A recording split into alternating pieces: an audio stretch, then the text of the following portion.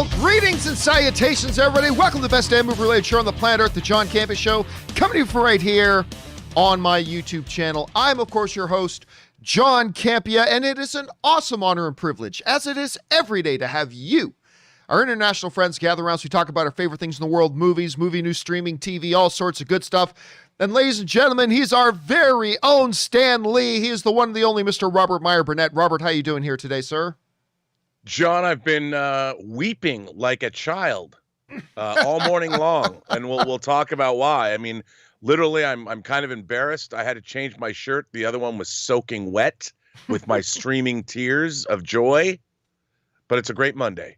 It is a great Monday. And hey, guys, listen, today it's going to be a little bit different. We have scrapped all of our other topics. Just because, Rob and I were talking before the show started, we were going to, we had a list of topics that we were going to talk about today. We'll push a couple of those off till tomorrow. And then something dropped today that we just realized there's so much in this one thing that dropped that we're not going to have time for anything else. And so today, gentlemen, we are going to be talking about this new Marvel spot that dropped, and that is what is going to be the focus of today's show. So let's just talk about it, start unpacking it, and start getting in all the little things that kind of came out in this one little spot. So this morning, I wake up as I always do, and the first thing I do is I reach over to my nightstand, eyes closed, grab my iPad, open it up. First thing I do when I wake up, check my messages, all that kind of stuff, and then I go and check the news feeds. And Marvel releases video. I got this. The first thing I checked was my email, and I got this email from Disney Publicity saying, Marvel welcomes back the movies. I'm like, okay, that sounds sweet. I'll go check that out. And I go and take a look at this video link that they had included in with the email saying, Marvel welcomes back the movies. And I go and check it out. And within about 30 seconds, my bottom lip is quivering, Rob. And my chin is like, but Anne is standing up in the bedroom getting dressed, and I don't want her to see me cry. So I'm like holding it in. I feel the tears welling up in my eyes. And what we got was so much in 3 minutes. It was about a 3-minute long video that they put out. We got so much in it. And I'll tell you, Rob, the thing that got the waterworks started up in my eyes was starting off with the great Stan Lee. Yep. Which will do it. And it starts off with showing us clips of, the previous MCU that we've had, but with the voice of Stan Lee. And Rob, this video was really for two purposes. One, it was for announcing to everybody, here's the upcoming slate, and here's our release dates, and here's some new titles, and we'll talk about those titles in a second. But it was also it was a love letter to the movies. It was about going back to the theaters, the importance of watching movies in the theaters. And Rob, they couldn't have done it better than in the words of Stan Lee, as we heard the immortal words of Stan Lee being spoken by Stan Lee, as he said the following: I love being with people. It's the most incredible thing in the world. That world may change and evolve, but the one thing that will never change, we're all a part of one big family. That man next to you, he's your brother. That woman over there, she's your sister. We're all part of one universe that moves ever upward and onward to greater glory. I want to read this again because think about this, because you got to understand, Rob, they're playing this. We're hearing these words as we're seeing these images of the movies. And most importantly, Rob, they show us a quick clip of an audience, a movie theater audience watching Avengers Endgame, as Stan Lee is talking about his favorite thing in the world is being with people. Let's take a look at that again. Dude. And by the way, Iron Avenger sends in a super chat badge in the live chat. Thank you, Iron Avenger. As Stan Lee says, I love being with people. It is the most incredible thing in the world. That world may change and evolve, but the one thing that will never change, we're all a part of one big family. That man next to you, he's your brother. That woman over there, she's your sister. We are all part of one universe that moves ever upward and onward to greater glory. And Rob, one of the reasons like those words touched me so much is because, you and I often talk about on this show that, listen, the technical aspect of filmmaking, the genius that goes into the writing of stories that we see in streaming and in movies and all that kind of stuff, that's all great. But the magic, we've talked about this before, Rob, the magic, that intangible, undefinable magic of the movies is when we experience these works of art and stories together with large groups of people in a movie theater. And when they played that clip of Endgame and the audience sharing that experience, hearing Stan Lee's words, "I love being with people more than anything else." And by the way, DJ Stevie sends in a super chat badge in the live chat. Thank you, DJ Stevie. It moved me. And they hadn't even gotten to the new stuff yet. They hadn't even gotten to the title cards of the new stuff. And it absolutely moved me and shook me. And Rob, we'll talk a lot about, we're going to go through everything that they showed us here in a second, but just give me your first reaction and impressions to this little 3-minute publicity video that Marvel put out today. Well, it made me hark back to a trailer, a teaser trailer that was made for Star Trek VI, The Undiscovered Country. And in that trailer, it was narrated by Christopher Plummer, and you saw a montage of images from the history of Star Trek. And it was talking about all the characters, and they've been our friends. They've taken us on wondrous journeys. And I got teared up with that. And I thought it was a really interesting way to market not just the movie that was coming out, but the entire franchise. And when I saw this, like you, I start listening to Stan Lee and his words and the images they chose. And first of all, if you think the showmanship involved with this trailer, John, my God, they took you on an emotional journey. This is why Kevin Feige is who he is. I know I bang on about it, but Kevin Feige, Louis D'Esposito, and Victoria Alonso, they are presiding over the greatest pop entertainment studio of all time in all of Hollywood history. And this is why. And you watch this, and they remind you why the MCU is so popular. Why do people love it? People of all ages. I'm a middle-aged man with one foot in the grave, and I'm watching these images, and I'm like you said, I'm tearing up. And then, of course, they understand their audience. They understand that the people that make their studio successful is us, cutting to that clip of the audience watching the on your left scene, the portal sequence from Endgame. In case you weren't forgot about this, check this out. By the way, a scene that was also used in Movie Trailers: A Love Story, directed by John Campea. That's true. But so you're looking at all this, and then if that wasn't enough, they come out guns blazing, showing you what they're going to do for the next 3 years. And as they're doing it, they're throwing in shots of movies we have never seen before. They're telling us that movies we thought were called one thing are now called another, with titles that are even better and even more intriguing. And then the very end, in case you were wondering, Phase 4 is still the fantastic Phase 4. And that's just that little thing on there they're going to go out on. If you weren't left shook by this trailer, I don't know. You don't have a soul. Well, I mean, again, it was so, and it also comes at a time with other places around the world, notwithstanding, that we know are really struggling with the pandemic right now. Again, our thoughts to our brothers and sister film fans out in India and things like that. But in the US right now, and in Hollywood, we are coming out of it right now. The vaccinations are going up. The theaters are opening again. We've had some big movies have some big results in the theaters. And coming out of that, to have this drop right now. And, Rob, one of the things that they highlighted, let me see if I can get this up here. I love what the thing that it ends on. It ends on this dark screen that simply says, "We'll see you at the movies." Yeah. We'll see you at the movies. The movies, that is a time and a place where all of us, film fans, story fans, fans of the magnificent and the marvelous, that we all get together when we don't even know each other, who are in the theater, and yet we are a family and we enjoy this stuff and we revel in it. And for them to go through this quick little piece and then end up, it was a perfect ending. Rob, this screen is the perfect ending. See you at the movies. And it's like, oh my God. Like, Rob, listen, Wrath of Man is coming out this week, and I bought my tickets to go see it yesterday. And like, Wrath of Man, 2 years ago would have been like, oh yeah, new Jason Statham one. Yeah, I'm looking forward to that.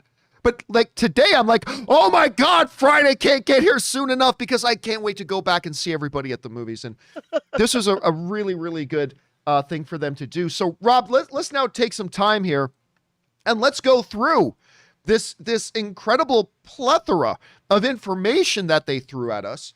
Not only in terms of release dates, confirming projects, giving us new names of products, showing us a little bit of footage of things that we've never seen before, all wrapped up really quickly. So Rob, let's start with this. Obviously, the first thing on deck that they throw at us, because we know it's coming July 9th, Black Widow. So they reconfirms the date, July 9th, 2021. Now, Rob, what's interesting about this is that you and I have discussed Black Widow, and we've even been talking a little bit lately about the notion that could Disney possibly change their strategy right now? Because right now the strategy is to put it out on premium video on demand and theatrical on the same day. And I still think there's a 50-50 shot they pull the premium Disney Plus nonsense. I still think there's a 50-50 shot, especially in light of a trailer like this. Anyway, Rob, right now, where are your thoughts at the moment on Black Widow? Like, what's your anticipation like for Black Widow, and what do you think Disney's going to do with it ultimately? Well, I think I read this, John, as saying that when it says see you at the movies at the end, it didn't say see you at the movies and on streaming services. Right. I think this is their subtle way. I mean, they've proven with this trailer that things that they've said in the past can change, like titles, for instance. So I think that's what they were saying with this, is that look, they might not change their strategy with Black Widow because it's already been announced. But I would think the way movie grosses are going, Mortal Kombat notwithstanding, that something like this can sustain in the theaters and people will go, especially with COVID numbers here dropping and also in markets like China where Marvel is hugely successful. They can generate, if this movie made $500 million, and I think it could based on what Godzilla versus Kong has made, or even more, I think this will be the film that brings epic box office back. Maybe Fast 9 could do that too, but I think that they would be silly not to use this as an opportunity. I mean, $500 million, that puts them way back in the game. Yeah, and where's your anticipation level right now for Black Widow? Because you know me, I have not been big on the idea of a Hawkeye or a Black Widow, even though I love Hawkeye and Black Widow in the MCU. I think they're great in the MCU, but I've never been interested in standalone projects for them. I am getting more excited for these projects, particularly with the last couple of trailers that we got from Black Widow. But where's your anticipation level like for Black Widow right now? It's pretty high. I mean, you know me, I love my international espionage stories. And I think delving into her family, it looks like all the characters are interesting. I think Rachel Weisz and Florence Pugh are great additions. And then, of course, we have Hellboy himself joining the team. David Harbour, he looks great in this. I got to admit, Harbour he does. He looks like he's hilarious and also cool. The action looks great, and I'm looking forward to seeing that Hot Toys white suit Black Widow. Just saying, but it looks great to me. And you know, I've often spoken about how excited I am for Shang Chi. I mean, I think of him as master of kung fu, but the Legend of the Ten Rings. Let's talk about that. Let's segue into that here then, shall we? Because that was the next thing that came up on the list. So we had the July release date that came up for Black Widow. Then flashcard, they give us Shang-Chi and the Legend of the Ten Rings. September 3rd, 2021 is next up. Again, this is the first one coming up that is a brand new property for us as we head into this new post-COVID era. This is the first brand new thing because, you know, we had WandaVision, but we know those characters. We had Falcon the Winter Soldier, but we know those characters. We got Black Widow coming, but we know this primary character. Although they're introducing new characters in them, yes, but it's based on that. This is the first one that we're getting coming out of the gate now with a brand new character, a brand new set of characters and stories in Shang-Chi. They showed us a little bit of footage from this. Rob, again, where are you right now as you think about and look forward to Shang-Chi, Legend of the Ten Rings? What are you hoping to see? Where's your excitement level for it? What do you got for Shang-Chi? Well, the fact that they cast Tony Leung, who's one of my favorite working actors, he's a Chinese actor. I first saw him he first popped onto my radar in John Woo's Hard Boiled, and I've seen him in so many other movies since then, especially in Wong Kar-wai's films like In the Mood for Love. Yes, I do have a Lust Caution Tony Leung action figure on order. I hope Hot Toys will make one. But growing up, I really loved the Master of Kung Fu comics, and especially the run that Doug Mensch and Paul Gulacy drew. Doug Mensch wrote it, and then Doug Mensch went on to write Moon Knight. And I was just a fan of his comic writing growing up, and I think this looks really terrific. And it's different, but it goes back to a Marvel character that, is relatively unknown compared to Captain America, Thor, Spider-Man, and Iron Man. But also, I think this is a way to broaden the canvas of the MCU, the same way we saw it sort of broadened on Earth in Falcon and Winter Soldier. This is going to delve into a part of our own planet that we haven't seen previously represented in the MCU that I've always liked. Going to Asia and dealing with legends, and if Fin Fang Foom is actually in this movie, which it very well looks like he is. There's going to be a dragon, and mystical energies and kung fu, which I love kung fu, and and martial arts. So I'm really, really excited for Shang-Chi. And by the way, I see a couple of, since we started speaking about Shang-Chi, a couple of people in the live chat have been asking, is this one also supposed to be a duel? No, as far as we know, all of the films that they talked about on this thing are straight exclusively to theatrical, except for Black Widow. Black Widow is the one that and I still think it's 50-50 that they go straight theatrical in that, but Shang-Chi is all theatrical, so are the rest of these. And Rob, so let's move on to the third one. And I know this is one that's got you pretty excited. The Eternals. Dude. The Eternals, November 5th, 2021. And not only did, they put up the title card to remind us, we got our first couple of looks at some of these characters, and including, you knew if they were going to really focus on one, it was probably going to be Angelina Jolie. So a really great close-up shot of Angelina Jolie as well there. Rob, I'm telling you, after seeing, I was excited for Eternals, but you know me, it wasn't super high on my list of my excitement of upcoming MCU properties. But, after I saw Nomadland and I saw the directorial work of one Chloe Zhao, I'm like, okay, now I am ridiculously stoked for it. We got some new images from it. Rob, where's your excitement level for Eternals, and what did you like, what that you saw from the little spots they showed us? Well, obviously, I'm probably more excited about this movie than, I don't want to say any Marvel movie, because my excitement for Infinity War and Endgame was delirious. But I'm really, as a film, not even just as a Marvel film, but as a science fiction film, this is a fantasy / science fiction epic, I think, in the making. I've always liked the story of the Eternals. It's uncut Jack Kirby. And I know that they're going to delve into the cosmic history of the MCU here. They're going to touch on the Celestials. They'll probably touch on Thanos, and because it's not just the Eternals, it's the Deviants and everything that happened there. And we know we're getting along. I don't know if it's just going to be a montage covering thousands of years, but we're going to get a look at the Marvel Universe the way we never have before. And so that's already got me excited. But the fact that you have a director like Chloe Zhao who's going to bring something we haven't seen, there's going to be a lot more naturalism, I think, to this movie. We've heard in interviews that that's one of the things that she insisted upon when she took the job directing this. And I think we're just, if nothing else, we're going to get a look and feel to this movie that has been different than anything previously in the MCU.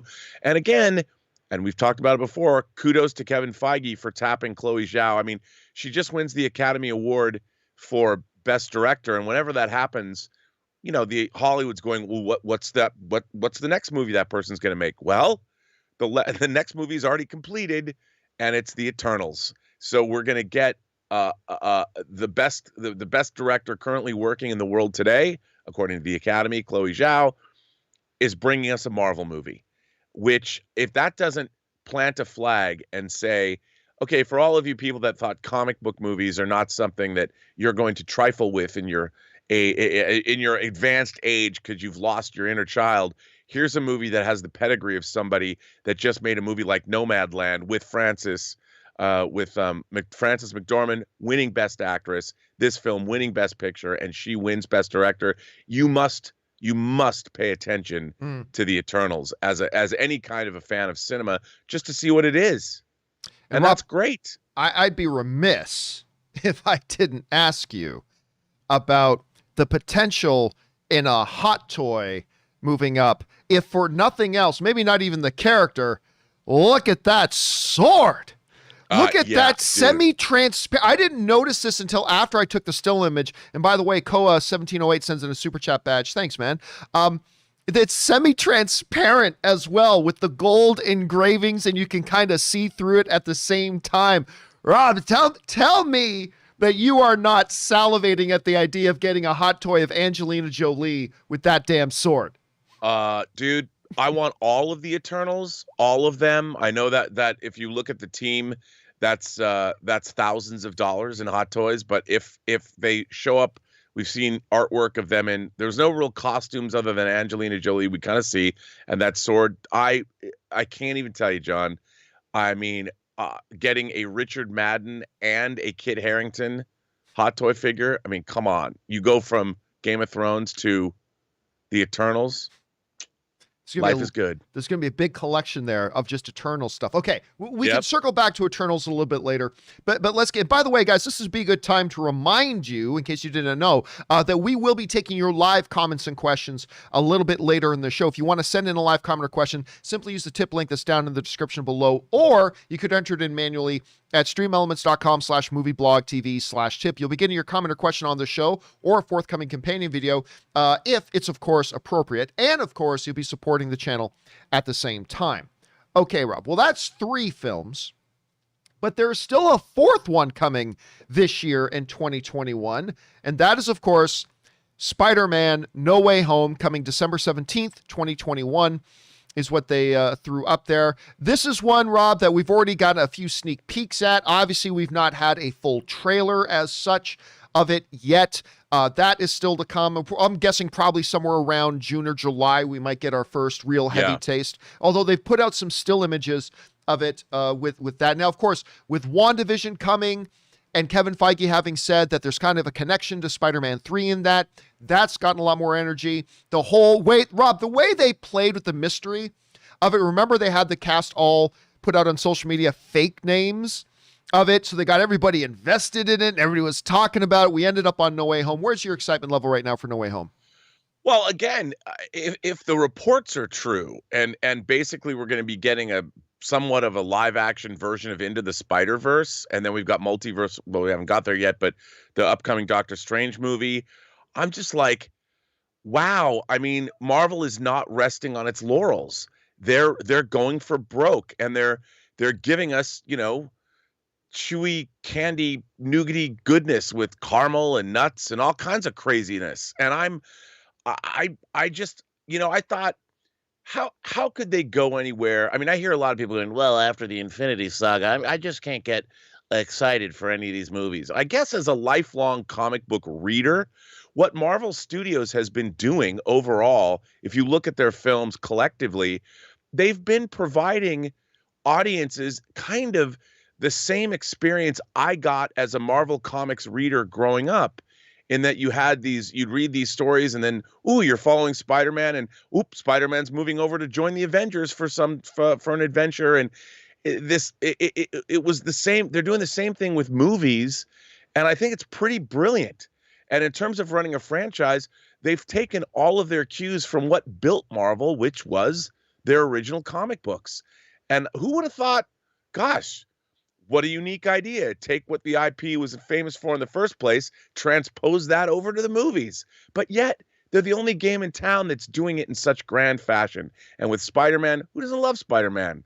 I love Tom Holland's Spider-Man. And I'm looking forward to I love Zendaya. I love all the supporting characters. And we know J. Jonah Jameson, or some iteration of him, J.K. Simmons, it's crazy, and it's just going to get crazier, and I'm here for it. Jacob Bartolone as Ned is like one of my favorite guys. He's great. He's so great too. All right. So good. So that's it for 2021. So in 2021, they show us what we knew. We got Black Widow coming. We've got Shang Chi coming. We've got the Eternals coming. And we've got Spider-Man No Way Home coming. But then they gave us more, Rob.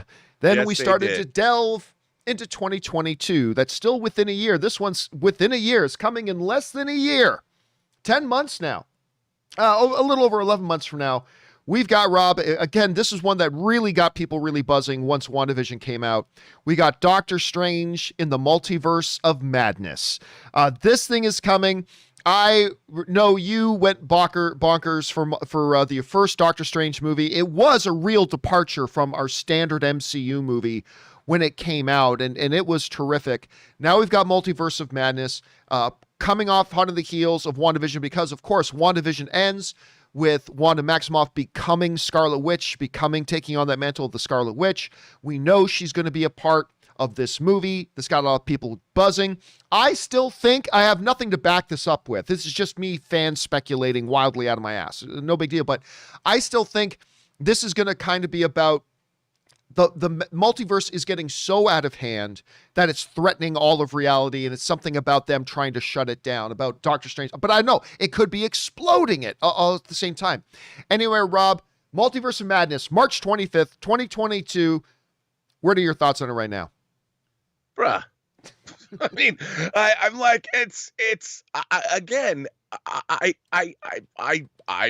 first of all, I loved Doctor Strange. The movie itself might not have been perfect.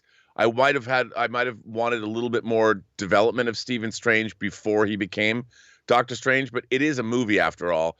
I loved him as Doctor Strange. I loved how Benedict Cumberbatch's iteration of Doctor Strange has become a major heavyweight in the MCU moving forward. And it's about time to see Doctor Strange come in to get another movie. And this movie sounds, I mean, it goes back to, again, it harks back to some of the stories that I read in the comics growing up. And it sounds crazy and big, and he better be a supreme sorcerer to handle this problem because it sounds pretty epic. And maybe it's a continuation of events that began in WandaVision, probably play out in Spider-Man Far From Home and reach a culmination in this film. And if what I believe to be true, that this is sort of a mini epic, a mini trilogy within the MCU, I think it's going to be all the better for it. And dude, bring it on. Can't wait. Well, here's one question about Doctor Strange and where things are at that with Multiverse of Madness. And that question for me is this, that's standing out because, Rob, you know, one of my favorite actors in the world is Chiwetel Ejiofor. Yep. This guy, I fell in love with this dude's acting when I saw him as the operative in the movie Serenity. I thought he was so good. One of the best sci-fi villains ever. So good. In that. And so the one question I really haven't had answered yet, because of course the first Doctor Strange ends with the post-credit scene. And what does he say exactly? Too many sorcerers? Is that what he says? Yeah, Too many sorcerers. Yeah. And so you know he's going to be around to wreak havoc. I haven't still heard yet any official word about whether or not he's going to be in it. What do you think the chances are that he's in it? And do you think maybe this is a big enough story that they can wait to go back to Mordo, maybe in Doctor Strange 3, or do you think it would be a missed opportunity to not use him in this one? What do you think is going to happen with him? I think they need to bring him in this movie. One, because he's a great actor. Two, he's a great character. Mordo is a great character. And three, if there is a multiverse of madness, that means there's probably not just one Doctor Strange in this movie. And I would love to see too many sorcerers. How about too many Doctor Stranges? And I don't know. I have no idea what this movie's about, but I would imagine we should see him in this movie. Now, I know we're going to see him because they have said that he's going to be there. Yeah. But are they actually going to make him a significant part of the story, or is it going to be one of these things where you see him for a scene or two, but really they're just continuing to build up for a Doctor Strange 3 with him as the main adversary, or is it going to have a major part in this film? No, I mean, I knew we were going to see him, but yeah, I mean, I think he's going to be a pretty substantial part of the film. Look, maybe in terms of time, perhaps not, but he's going to be a part of it because I would imagine he would be taking advantage of this, whatever this multiverse of madness is. People must be taking advantage of this. And I would imagine Doctor Strange needs people needs villains, and I think Mordo would be one of those guys on the front line doing nefarious stuff. And because why wouldn't he be? And so I'm excited, dude. I'm excited. All right. Well, talking about people that are returning, Taika Waititi, Rob, is returning again to the MCU. He, of course, gave us a terrific triumph with Thor Ragnarok, bringing both the darkest and most tragic of the MCU films, other than obviously the events of the snap in Infinity War and Endgame. But when you look at Ragnarok, it was the darkest and bleakest, with Thor losing an eye, the death of Odin, the destruction of Mjolnir, the destruction of Asgard, and yet one of the most funny and engaging and delightful of the MCU movies, all wrapped into one. Taika Waititi comes back, and on May 6th, just about 1 month from now, or 1 year from now, I should say, just about a year from now, we got Thor Love and Thunder. Obviously, we've been hearing a bunch of things. We've got Russell Crowe. There are whispers that Russell Crowe is going to be Zeus in this thing. Well, that would play in also to the Eternals as well. Yes, that would also play into the Eternals. You're right. Yeah, so they're really doing a really. I love the idea because, of course, we've got mythical, bringing in the Greek gods. We already have the Asgardians there, so Norse mythology is taken care of. But I think that they're going to slowly bring in the mythology of Mount Olympus through the Eternals, and we're going to see it more in Thor: Love and Thunder, which makes sense because they establish it in the Eternals, and then they play it up more in Love and Thunder. And dude, you know me, Maximus Decimus Meridius. What, you can do nothing wrong. And look, we're talking about Maximus. We also got Batman, Christian Bale as Gore the God Butcher. Dude, we saw our first images. He had the shaved head going on, whether that's for practical or for visual effects reasons, whatever. But then, of course, all the people returning. We got Jane's coming back. Natalie Portman's coming back. There's a lot going on here. Anyway, Rob, where's your overall excitement level right now for Thor: Love and Thunder? Well, I mean, I loved Ragnarok. I think the Thor films were always, for me, the biggest question in the MCU when they even first started. I'm like, how are they going to make Thor work in the same universe as Iron Man? But they did. And I really liked the first Thor film. I mean, Thor, the Dark World wasn't as successful, but Ragnarok, I know a lot of people didn't like the comedic bent to it, even though it was apocalyptic in its scope. Everything that happened obviously still resonates in the MCU, but I loved Ragnarok. I thought it was a great way to, again, change it up and make it interesting. And Taika Waititi bringing his, I just hope, I hope that there's a lot of seriousness mixed in with his humor. I hope it doesn't go too far into parody. I don't think it will, but I do think that what they're trying to inject into the MCU is a little bit more. They've got a great combination of great epic storytelling and wildly entertaining character interplay, and that's what I want from this movie. You got the Guardians are going to be in it a little bit. Natalie Portman taking on the mantle of a female Thor, however that's going to work. And then, of course, Chris Hemsworth. I mean, I'm a straight dude, but that guy, I mean, he's a hunk of burning love, and I can just watch him on screen forever. I wish I looked like that guy. So his Thor is somebody I've always loved. So bring it on, and you're going to get a lot of great hot toys out of it. So yes. That's always the measure. That's the measuring stick. How many hot toys are we going to get out of this? That's all right. Damn it.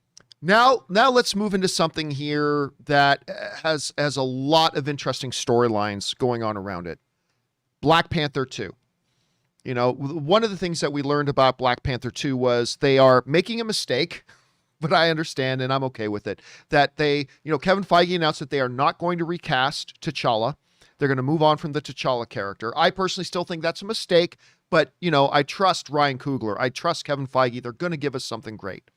We talked on the show a few days ago, Rob, about Lupita Nyong'o talking about the process of them making this movie right now, about how it really is a huge testimony to the legacy that Chadwick Boseman leaves behind. They're saying it's being done really respectfully, and a lot of people excited. So we knew that a brand new chapter of Black Panther was coming. And now, Rob, we've got a title. We've got an official title. And I got to say, I never usually care too much about titles. Titles don't make a movie any better or any worse. but I gotta say this is a pretty damn perfect title, especially Yes, it understanding is. all the circumstances surrounding things. July 8th, a little over a year from now, 2022, Black Panther, Wakanda Forever.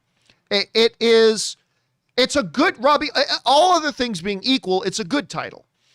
Understanding the circumstances of the past year with the loss of Chadwick Boseman, Wakanda Forever is such a perfect title for a couple of reasons. I think having forever in there is kind of a reference to legacy. Obviously, just the phrase itself, Wakanda Forever, is a main stamp, phrase coming out of the original Black Panther. Wakanda Forever. I mean, that's just there. Having Wakanda there, saying that really it's bigger. They're saying it's bigger than just T'Challa. It is Wakanda. And so with all of that, with respect to legacy, with looking forward to the new, honoring the old catchphrases and everything, it really is a perfect title. And I gotta say, I like it a lot. I am still in the camp that they should have recast T'Challa to honor the work that Chadwick did and carry the baton and carry the legacy forward, because T'Challa is such an important character. Notwithstanding that, Ryan Coogler knows what the hell he's doing. Kevin Feige knows what he's doing. They're going to give us something great, and this is a fan-freaking-tastic title. Rob, number one, what do you think about the title of the new film? It's just a little over a year away. Like, we still think about Black Panther 2, and it's in the ether a bit. Like, we think of it as it's this theoretical thing that's somewhere way down the line. It's just a little over a year away till this thing hits theaters. So what do you think about the title, and where are you at right now with Black Panther 2, now known as Black Panther Wakanda Forever?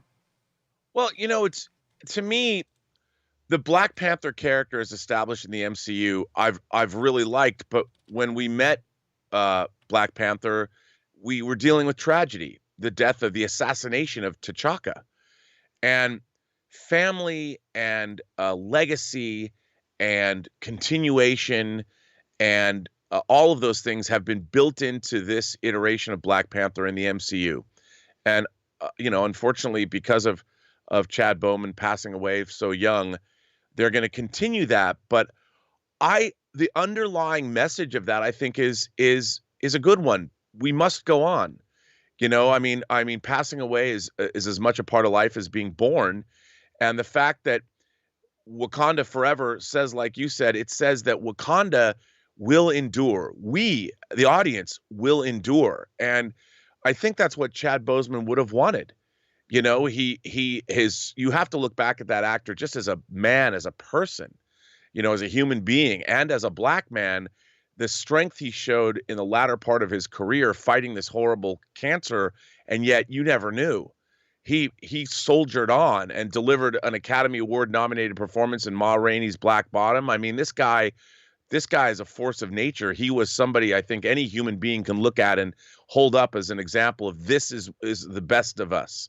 This is the best kind of human being. The strength that he had to have, and then the fact that his performances were amazing. And yet Wakanda is all about the land of Wakanda enduring, moving forward. It as it was established at the end of Black Panther, Wakanda, and as we saw in Falcon and the Winter Soldier, they are a force on the world stage now.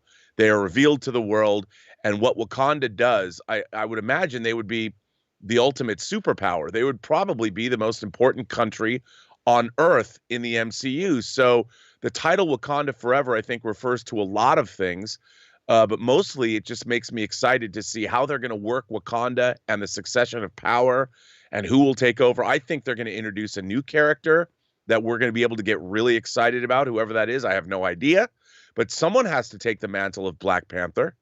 And with Wakanda now a player on the world stage, the Black Panther that assumes that mantle is going to be one of the most important characters in the MCU.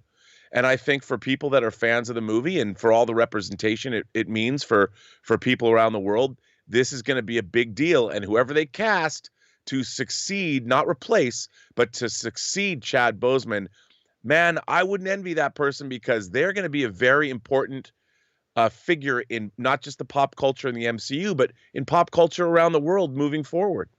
Now, one of the silver linings out of this dark storm that we've had with going into Wakanda Forever is that You know, Black Panther has a lot of other great characters in it.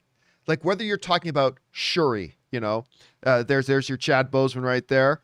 Whether you're talking about Shuri, Lupita Nyong'o's Nakia, the mighty M'Baku, Okoye, Io. I mean, there's a lot of great characters in there. I would like to see them. Again, this is just me throwing this out there. I really don't care. I just want to see whatever Kevin Feige and Coogler are going to be doing. If they came to me, though, and said, hey, John, who should be, since somebody else has got to take up the Black Panther mantle now, who would you like to see? My top two choices are, number one, obviously M'Baku. M'Baku should be, he was next up other than T'Challa. He was this close to winning it anyway, clean straight against T'Challa. He has been a leader his whole life. He has been a warrior his whole life. Then my number two pick would be Nyong'o. He was T'Challa's queen. She was T'Challa's queen. She was also internationally seasoned. She was traveling the world fighting injustice already. She is a great warrior, and she is one of the nobles of her tribe. So there's all that too. So I don't know, Rob, when you look at some of the potential contenders, do you think it'll be one of the characters from the movie that we've already seen that takes up that mantle? Or do you think they're going to bring in a new performer to take on the Black Panther mantle? What do you think they're going to do with that? I do think they're going to bring in a new performer. I think that because remember, you know, regardless, the people that we've already met in the MCU are, I think, supporting characters. And I think we need those supporting characters. I mean, Wakanda itself has to be strong as a nation. And I think all the characters that we meet are going to be incredibly important to the story moving forward because they are the backbone of the country. And I think they're going to bring in, I mean, we're going to get some, whatever it's going to be, I think it's going to be some very cool story about somebody that we don't know about yet, that is going to be introduced to take over, to succeed, not replace, I want to be clear, but to succeed T'Challa. And they're going to work it into the story, and they're going to work it into the larger MCU, and I think it's going to be great. And all of the characters, like, look, I mean, the fact that the Dora Milaje are like the coolest security force, aka army, maybe ever. And Rob, I don't know if you knew this. But did you know that the Dora Milaje have jurisdiction wherever the Dora Milaje happen to be? Oh yes, that's one of the best. That's one of the best lines in a Falcon. You don't have jurisdiction. The Dora Milaje have jurisdiction wherever the Dora Milaje happen to be, or what? It's like I loved it. It was great. Yeah, I mean, I love that character. I mean, I love Okoye, but Falcon the Winter Soldier made me. Hey, she's amazing. But yes, I think all of this, they've set up this interesting mythology. I think they need somebody new to come in and succeed T'Challa. So it's going to be somebody, I think, that we don't know yet. Yeah, could very well be. Although again, I love M'Baku. I don't care. He's one of my favorite characters. But I don't want him to. I want him to be M'Baku because I think, you know, in terms of everybody needs their counselor. You know, they need the person that will fight for them, and they need their friend, their sounding board. I mean, he could be the new Black Panther's Mr. Spock, or he could be an equal. But still somebody that says, look, I prefer being where I'm at. I don't want to be on the world stage. Yeah. You're gonna have to. Well, he would probably also change the direction of Wakanda a little bit. But then again, he became a close friend of T'Challa. Who knows? All right, listen, we need to move on. So there's that. Then came up the next one. Now, I am somebody who I really enjoyed the Captain Marvel movie. I don't think it's a top tier Marvel movie though. Like when you look at the top tier of Marvel movies, you're talking, you know, Winter Soldier. You're talking Civil War. You're talking Infinity War. Like the top shelf. The next shelf down is kind of where I would put Captain Marvel. You know, I put Captain Marvel in there with like the really enjoyable Ant-Man 2. I put it in the same kind of category as Doctor Strange. You know, a really, really good shelf. That's where I put it. But I've been really looking forward to see where they go with it, particularly after Infinity War and Endgame.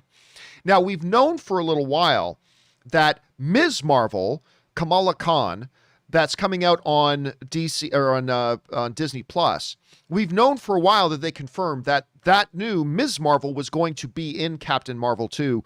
Well, apparently it's going to be a really big role, Rob, because they released the title of it, and it's not just called Captain Marvel 2. It is now called The Marvels, and look at the S.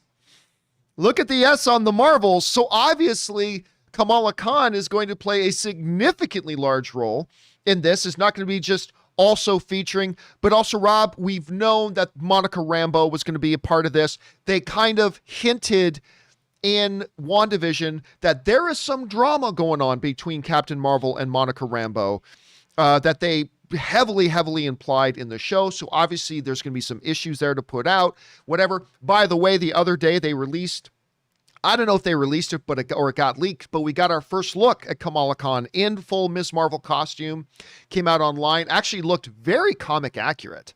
A few differences, but it looked very comic accurate. Anyway, I'm very excited about this. I'm very curious. This is going to be very different. Where are your thoughts right now for a Ms. Marvel? Or Captain Marvel 2, also known as the Marvels? Well, now we've got, I guess, three, as you pointed out, three Captain Marvels in the universe. I think that while I liked Captain Marvel, I think more than most people did, but I liked it. I really enjoyed the look back into the 90s, and I liked the establishment of the Skrulls, and I thought what was going on, again, added a lot to the world building of the MCU. So I'm kind of excited to see this, but more than anything, this movie shows that the Marvel Cinematic Universe it's like jazz music. It's not like classical music where you play it the way it's been written. The Marvel Cinematic Universe, they can improvise if they get characters and they can see what works and what doesn't, and they can move things around and change things and all that. And I think the fact that we're not getting a Captain Marvel 2, we're getting something called the Marvels, shows how much faith they have in what they're doing with this part of the MCU and the mythology there. So I got to tell you, I'm excited for it, more than I thought I would be. Yeah, me too. And I'm getting more excited for it, to be honest with you. Anyway, let's now move on. And now we're moving out of 2022 and into 2023. Still a little ways down the road, but the map is clearly laid out. Rob, I think, when they first announced that we were going to get an Ant-Man movie, I wasn't the only person in the world to go, really? Ant-Man? Even though the great Edgar Wright was going to be directing it. Then, of course, there was like a 4 or 5 year delay. Yep. Things changed with the MCU that no longer fit with what Edgar Wright wanted to do. They parted ways. Edgar Wright and Kevin Feige are still on very good terms. I wouldn't be surprised to see him come back. And then they went out and got Peyton Reed. I think the first Ant-Man movie, I like it more than I think most people. I was incredibly delighted with that movie from start to finish. I thought Paul Rudd was a terrific choice to play it. I remember it came down, the final two guys who came down to, I don't know if you remember this, Rob, but it was Paul Rudd and Joseph Gordon-Levitt. They were the final two that it came down to. And a lot of people, because Joseph Gordon-Levitt was very hot at the time, wanted Joseph Gordon-Levitt. They went with Paul Rudd. It's like, okay, well, they must have a reason. And then we saw Ant-Man. It's like, hey, Paul Rudd is so perfect for that character, the way they wrote him. And then, of course, we were talking about Michael Peña Luis, one of my favorite characters in all of the MCU. He should introduce every single MCU movie as far as I'm concerned. And then they did Ant-Man 2, which I really enjoyed. I didn't think it was quite as good as the first Ant-Man, but I quite enjoyed it anyway. You had, obviously, Michael Douglas play a little bit of a bigger role in that one. You had Catwoman herself, Michelle Pfeiffer, coming in to play the mom. I thought that was a great addition. And now we've got Ant-Man and the Wasp, Quantumania, coming on February 17th, 2023. Now, Rob, there's a lot of people who think that we are going to actually get introduced to the Fantastic Four in Quantumania. And there's a few pieces that equal that puzzle. One, there was a lot of talk that Peyton Reed may have ended up being the director of Fantastic Four. Now, he's not going to. He's not going to be. Isn't it Watts? I think they gave that to John Watts. The Spider-Man Far From Home is going to be directing that now. But there was that. The whole, the understanding the nature of the quantum realm. Quantumania kind of goes along with the whole naming thing like we've got Multiverse of Madness and Quantum Mania. It's almost like Vince McMahon is naming these movies a little bit, but whatever. There's a little bit of wackiness to them. I am very excited for this. Anyway, Rob, what are your thoughts on right now? It's still a little ways off, but what are your thoughts right now on Ant-Man and Quantumania? Well, I have really enjoyed the Ant-Man films. I've really enjoyed them for the change up to what they represented in the MCU. I really love Paul Rudd's take on the character. And of course, even when he's participating as Giant Man in Civil War or in Infinity War or Endgame, I really like the character. I mean, when he came back in Endgame, comes back out of the quantum realm and walks home, and he's walking through the sort of desolate streets of his neighborhood going to see his daughter. And when the door opens and she's there 5 years older, his reaction to me was priceless. I love that guy, and I love the characters together. And again, the fact that they're leaning into the mythology that they've built with the quantum realm in these Ant-Man movies that became so important in Avengers Endgame, I think it's pretty great that they're embracing what the Ant-Man movies brought into the MCU, and they're expanding that, which I think is really a smart way to go, because Marvel is using all these different movies to expand their universe, pushing it out in different directions, but they still are unique to that film. It's not like Ant-Man's going to borrow something that comes from a different thing. They're leaning into concepts that the Ant-Man, we'll call it the franchise within the franchise, but the Ant-Man films brought into the MCU, which I think is an incredibly smart way to go. And I agree. And it's going to be really interesting to see Peyton Reed takes this next step with it, and I'm excited for it. All right. Speaking of directors, one of the more interesting and colorful names in directing around Marvel, and has certainly had a lot of drama connected with his name, is, of course, James Gunn. James Gunn came in, was an unlikely pick to come in and direct the first Guardians of the Galaxy, a movie that most people had never heard of, and a director that most people had never heard of, because not a lot of people, unfortunately, had seen Slither, which, by the way, still James Gunn's best movie, in my opinion, is Slither. You got to go watch it. And yet it turned out to be a bona fide, massive hit. Guardians of the Galaxy 2, I didn't think quite as good as Guardians of the Galaxy 1. But I quite enjoyed Guardians of the Galaxy 2. I'm Mary Poppins, y'all, is one of the great lines ever in the MCU with that. And then came the drama. 10-year-old tweets came out and things like that. And I thought Alan Horn made a mistake by, without pausing even for a moment, they just fired James Gunn. James Gunn went off. Every movie studio in the galaxy came calling and offered him whatever he wanted to do. He decided to go with Warner Brothers. They gave him his pick of movies, and he said, I want to do Suicide Squad. And they're like, all right, then you're doing Suicide Squad. And we've got that coming. It's very exciting. Then, of course, more time passed. Alan Horn, Kevin Feige, and James Gunn all got together. Alan Horn and James Gunn patched things up. James Gunn is back in, and we've got, of course, coming on May 5th, 2023, we've got Guardians of the Galaxy Volume 3. And I have no idea where they're going to go with this. Like, I haven't got the slightest clue. James Gunn has kind of given some hints about what he may want to do and all that kind of stuff, but this is a franchise, Rob, and a director that if you ever think you can predict what they're going to do, forget it. This literally can go in any direction whatsoever when you understand the nature of this team and the characters involved, as well as the wildness of James Gunn himself. I have no idea. All I know is that I'm here for it. I want to see this. I've been excited for this for a long time. I was incredibly stoked when I found out Gunn was coming back to direct it again. Anyway, Rob, what are your thoughts on the very bumpy road to get to Guardians 3, and where's your anticipation level for it? Well, again, I liked Guardians 2 way more than I think most people did. And I was surprised that the underlying themes of that film were all about broken families sort of being coming together. And then obviously the Guardians are the family that they all needed because the rest of their family lives sucked. But I can't wait for this movie. I mean, who would have thought the Guardians of the Galaxy would have even worked? Remember when we first saw that trailer for the first Guardians? People were like, wait, what? I mean, we liked it, but everyone's like, huh? And of course, when it was over, it's like, this is my favorite Marvel movie. Who would have thought that everyone could say, I am Groot, and we all know what it means. I mean, And, It's and just speaking of that moment, like in that great video that Disney put out, like one of the big things that Marvel put out today, one of the big emotional moments that I admit, the scene in Guardians of the Galaxy, when they're all gathered around and Groot is protecting them in his branches and he says, "We are Groot." Everybody in the theater is like, "Oh," I'm like, okay, it's an all right line. It's an okay line. But when I saw it today in the context of the Stan Lee speech and everything, I'm watching it. It's like when he says, "We are Groot," I'm like, okay, now I get why everybody loves that line so much.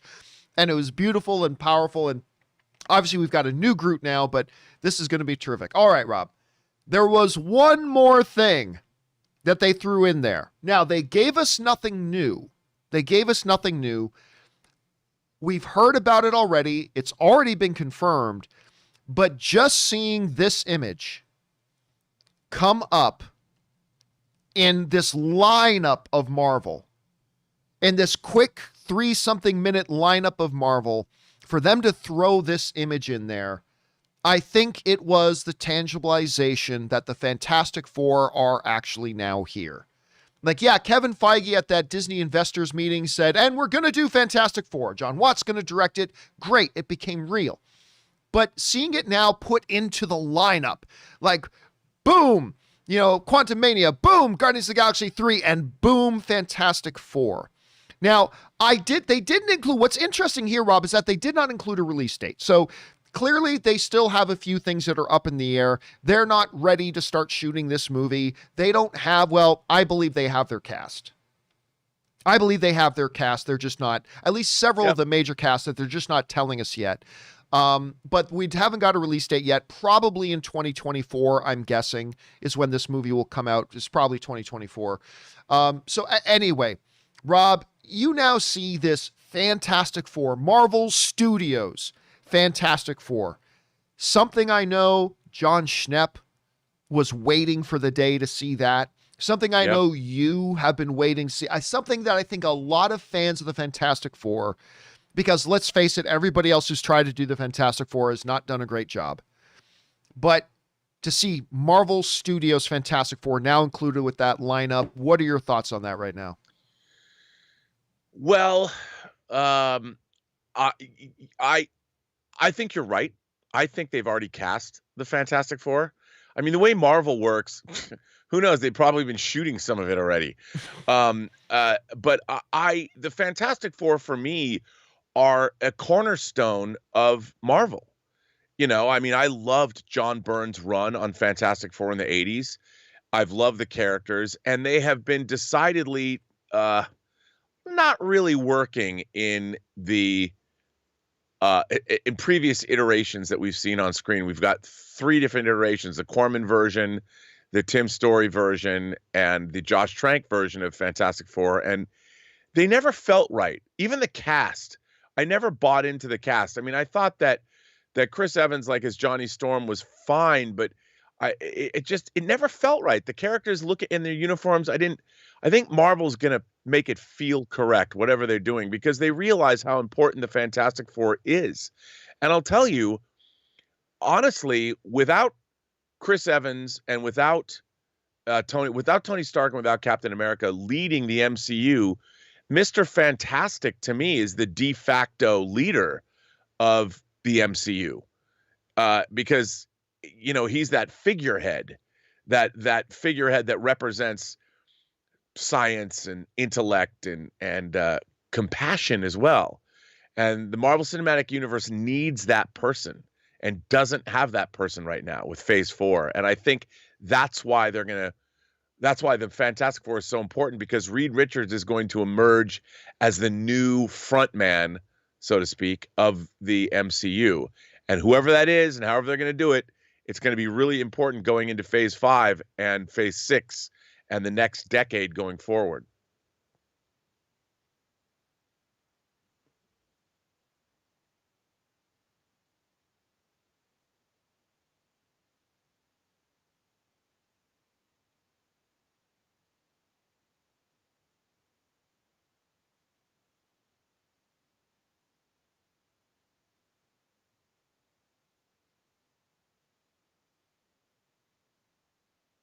We've then got Spider-Man. No Way Home coming on December 17th, 2021. We then have, who we got? We got Doctor Strange and the Multiverse of Madness coming March 25th of 2022. We have Thor, Love and Thunder coming on May 6th, 2022. We then, of course, have the brand new titled Black Panther, Wakanda Forever coming on July 8th of 2022. We then have Marvels coming, not Captain Marvel 2, but The Marvels coming on November 11th, 2022. One of the ones I'm really looking forward to is Ant-Man and the Wasp, Quantumania coming on February 27th, 2023. We then move into Guardians of the Galaxy Volume 3 on May 5th of 2023. And then, of course, one of the things that most people are really, really excited about, no release date yet, for Marvel Studios' Fantastic Four, which is just incredible. And Rob, kind of what is interesting that's missing from this list right now that we don't see on this list are some movies that we know that are coming. We know we're getting Avengers 5. Kevin Feige's already kind of started hinting a little bit at Avengers 5. We know we're getting a Captain America 4. The news that came out, Deadline released that information the other day. Maybe Marvel's not ready to make an official statement about it yet, but we know that that's coming. They still got Blade to come. We know that Blade is still happening because they just had recent news about some new new additions that they've been making to it, some new developments in that thing. So we know it's still moving forward, but we ain't going to get it by 2023, apparently. We've got a number of things still come that they didn't get to.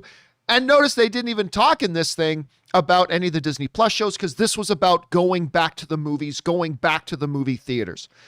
Rob, you're looking now. You're taking a peek over here, and you're seeing all of these. You're seeing, look at this. Look at this fucking candy store for the eyes. Look at this. Rob, if you had to say right now, and I know it's a very, very difficult thing to ask. And by the way, no mention of X-Men yet because, they're not ready for that. But just looking down what we've got here in front of us, this incredible saliva-inducing candy store lineup of films. If you had to pick, and I hate to put you on the spot, but if you had to pick and you say the one that you are most excited about, which one would you have to say it is? It remains Eternals. Yeah. I mean, I got to go with Eternals, not just because I've always liked the Kirby material, but because of the pedigree now of the filmmaker. I mean, I always thought, and again, I love the cast. I have to say, Elizabeth and I have been going through, we just dropped into season 5 of our Game of Thrones rewatch, and just seeing Richard Madden on screen, I love that guy. I mean, what an impossibly handsome dude. I wish I looked like that dude. And you've got Kit Harington and Angelina Jolie wielding that sword. And Camille Nanjiani. Nanjiani, come on. I'm hard pressed because Eternals is way up there for me. Guardians 3 is way up there for me. Thor, Love and Thunder is way up there for me. Ant-Man and the Wasp, Quantumania is way up there for me. After the trailer, I might say Shang-Chi. And part of that is because I have a pre-existing absolute diehard love for Kim's Convenience. And Simu Liu, who is the star of that show, now coming over, making his big screen, big debut here as a big lead. And understanding what the mythology behind all of it, all the different possibilities where they could go. I'm going to say that, but it's tight because if you ask me tomorrow, Rob, I might say a different one. And then if you ask me on Wednesday, I might say a different one. And then if you ask me Thursday, I might say a different one. But for right now, I think I might go Shang-Chi this is raw. Guys, this video they dropped today is just absolutely unbelievably perfect. And I just want us to end on that discussion talking about, the stuff that we have discussed here today and all the things he said. And let me see if I can bring this up one more time, if I can locate it. Oh, I think I might have actually. No, there it is. I got it here. Let's end one more time on those great words by Stan Lee, shall we? I love being with people. It is the most incredible thing in the world. That world may change and evolve, but the one thing that will never change, we're all part of one big family. Talking about going to the movies. And that man next to you, he's your brother. That woman over there, she's your sister. We're all part of one universe that moves ever upward and onward to greater glory. And then to see that smorgasbord, Rob, that buffet laid out of all these movies that are coming that we're going to get to go and experience together and enjoy. An unbelievable video that they put out today. I can't remember the last time, Rob, that we took an entire episode just to talk about a 3-minute video that came out. But there was so much there to talk about, so much there, and so much reason to celebrate going back to the movies. Anyways, guys, the question for all of you is, what did you think about this little promo video? So much to unpack. What do you think about, the love letter about going back to the movies from Stan Lee? What did you think about all this lineup they presented us? By the way, Rob, another one that wasn't there, the bunch of people in the live chat are thrown in there. Dead Man 2 or Deadpool 3. Deadpool 3, not mentioned. We know that's coming. Yeah, but is that MCU? Will it be in the, that's still a question mark. Will it be in the MCU? But we know it's going to come one way or the other. There's still a lot of big questions around it. Anyway, guys, what are your thoughts? What of all those movies? Seriously, take time to do this. I want you to jump into the comments. I want you to put down, out of all the movies that are officially now on this list, which one are you most excited about? It's a tough choice. It's a tough choice. There's something to be excited about for all of them. Which one do you say? I want you to jump into the comments section and leave your thoughts there. And thank you for doing that. Okay, guys, with all that down, let's now move on and start taking your guys' live questions that you guys have been firing in here for the show. Once again, if you want to fire in a live question, simply use the tip link that's in the description of the video. You can just click on it there, or you could enter it in manually at streamelements.com/movieblogtv/tip. You'll be getting your comment or question on a video, or if it's appropriate, of course, and of course, you'll be supporting the channel at the same time. All right, guys, let's move on over now and start taking your live questions. We're going to start things off here with Power is Power. John, Killmonger is completely unredeemable. Look at the body count, his psyche, and how he reveled in it. Omni-Man, boy, you sure said it, John. Now, if you'll excuse me, my son and I have a train to catch. I think that's a massive misnomer trying to compare the two scenarios. In the one scenario, Omni-Man, he never actually went through. Now, I don't want to spoil anything for any of you who don't know the comics and what happens later on, but I do want to point out, while he did some atrocious things, Omni-Man never actually went through with what, the global conquest thing was. The difference between that is that Killmonger did. Killmonger launched the global assault. He was going to commit mass genocide. He was going to do all of that. And now he did go to an alien world and wiped out an alien world too. But the biggest difference is this. You're comparing a cartoon to something that's supposed to have a little bit more, Rob, again, to borrow your phrase, a little bit more verisimilitude. Everything. And look, this is a bit of hyperbole. But the only difference between Hitler and Killmonger was that Hitler didn't have King T'Challa there to stop him. That was it. That's the only difference between Hitler and Killmonger. And so, yeah, I think it's a false comparison. I don't know, Rob, what do you think about that? Well, I think you're right. I don't know. One thing doesn't quite equal the other. One thing's not quite on the same level as the other. But in terms of the Killmonger character, as was pointed out, I do think Killmonger is an irredeemable villain, which is what made him work in the context of the original Black Panther. And you know me, I love my Michael B. Jordan, but he's a bad dude. Yeah. And the bit of sympathy, one of the tragedies about Black Panther was because he was so wronged. As a child, he was wronged. He was just left out there and abandoned, from Wakandanized in a foreign land to develop bitterness instead of being brought home, made a part of the family and all that kind of stuff. And it made him into what he was.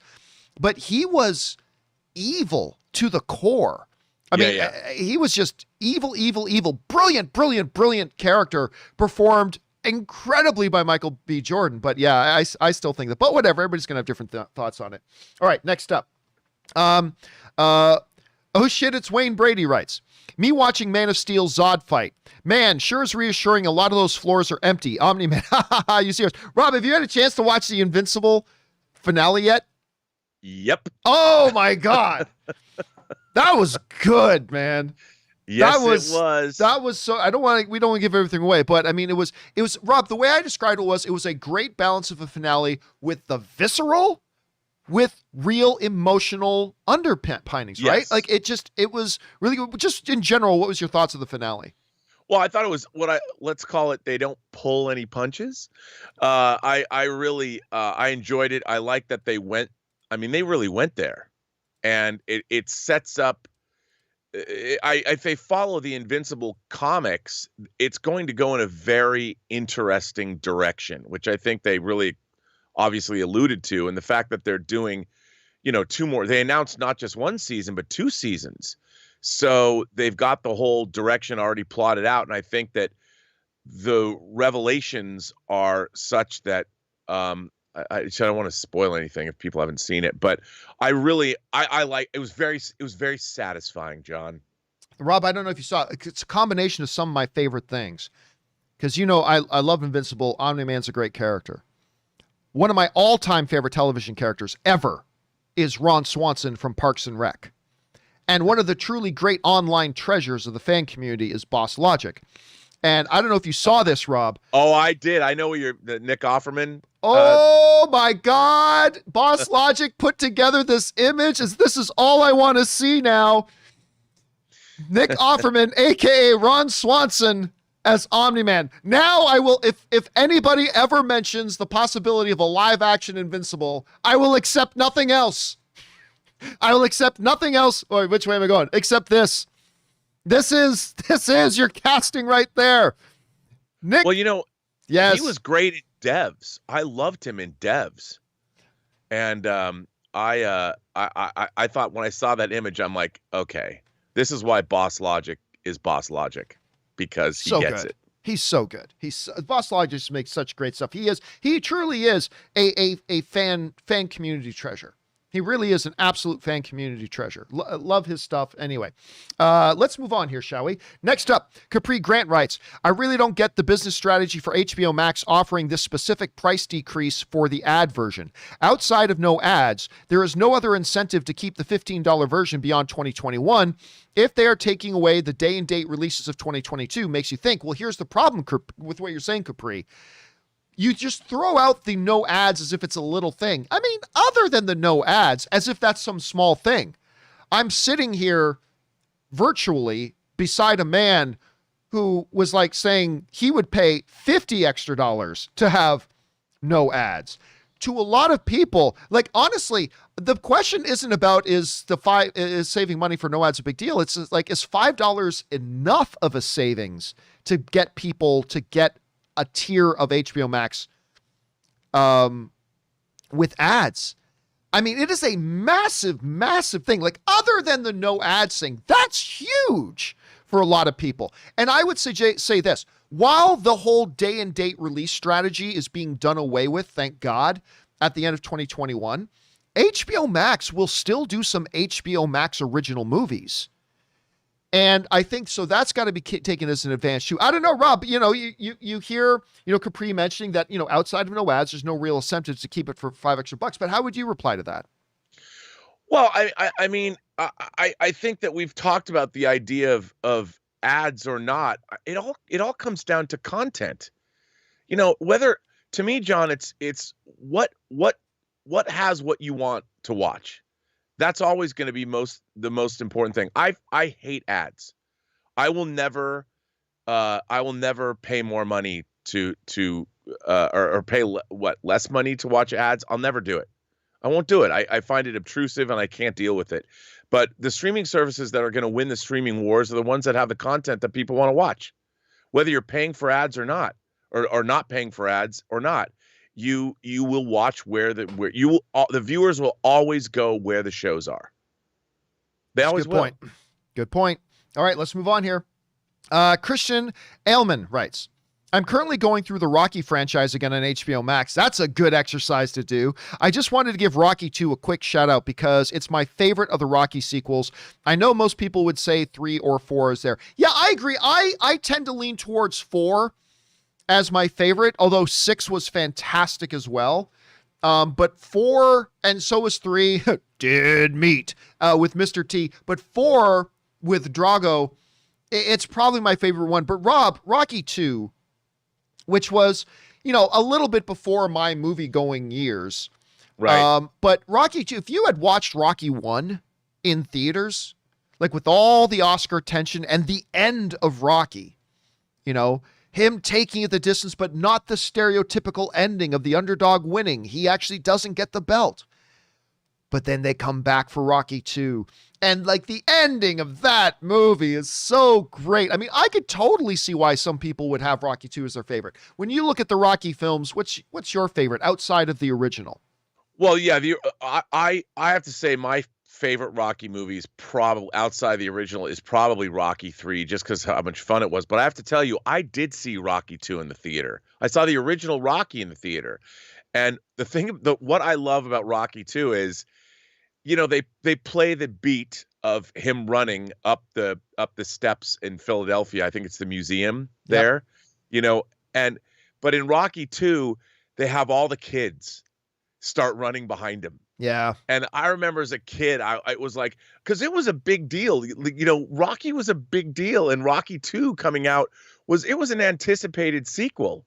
What might not have been Empire Strikes Back level of anticipation, but it was anticipated. And I remember, thinking when I was watching that, man, if I was a kid, I would run behind Rocky 2. I would have gone behind him. And it's still, you go back and you watch that, Rocky 2 is a wildly entertaining sequel. It is a really good sequel. I mean, Rocky's one of the classic American films of the 70s, the classic underdog story. But if you're going to make a sequel to Rocky, Rocky 2 is pretty damn good. It's pretty damn good. Absolutely. All right, let's move on here. Next up, what is the most unique, whether good or bad, piece of Star Wars merchandise you've seen? Well, I mean, I've been lucky, Rob, that I have had a chance to visit Skywalker Ranch and walk through, the incredible buildings that they have there and see some incredible stuff. But Rob, for me, I got to stand in front of the Holy Grail. I got to walk in this big cottage that they had, walk in, and on the main floor and these wooden floors, this glass case that had Luke's lightsaber used in the original movie. And I wanted to fall to my knees and weep as I stood in front of it. And by the way, Rob, 5 feet away from it in another glass case was Indiana Jones's whip from the original Raiders of the Lost Ark, just 5 feet away. I mean, it was a day like none other for me to be there at Skywalker Ranch. But yeah, I got to see that lightsaber. Rob, what would you say is the best piece of Star Wars merchandise? Because you're a big collectibles guy and you know a lot about this stuff. But what's the most incredible piece of Star Wars merchandise you've seen? I don't know if I could really say where I saw this because it's owned by somebody, a private collector, but the Darth Vader's suit when he battles Luke at the end of Return of the Jedi. Right. And it's a stunt suit, so part of the Vader helmet is translucent. So the stuntman fighting, doing the actual, I don't know if it was Dave Prowse so you could see it, but you can see that in the costume, and it's pretty awesome.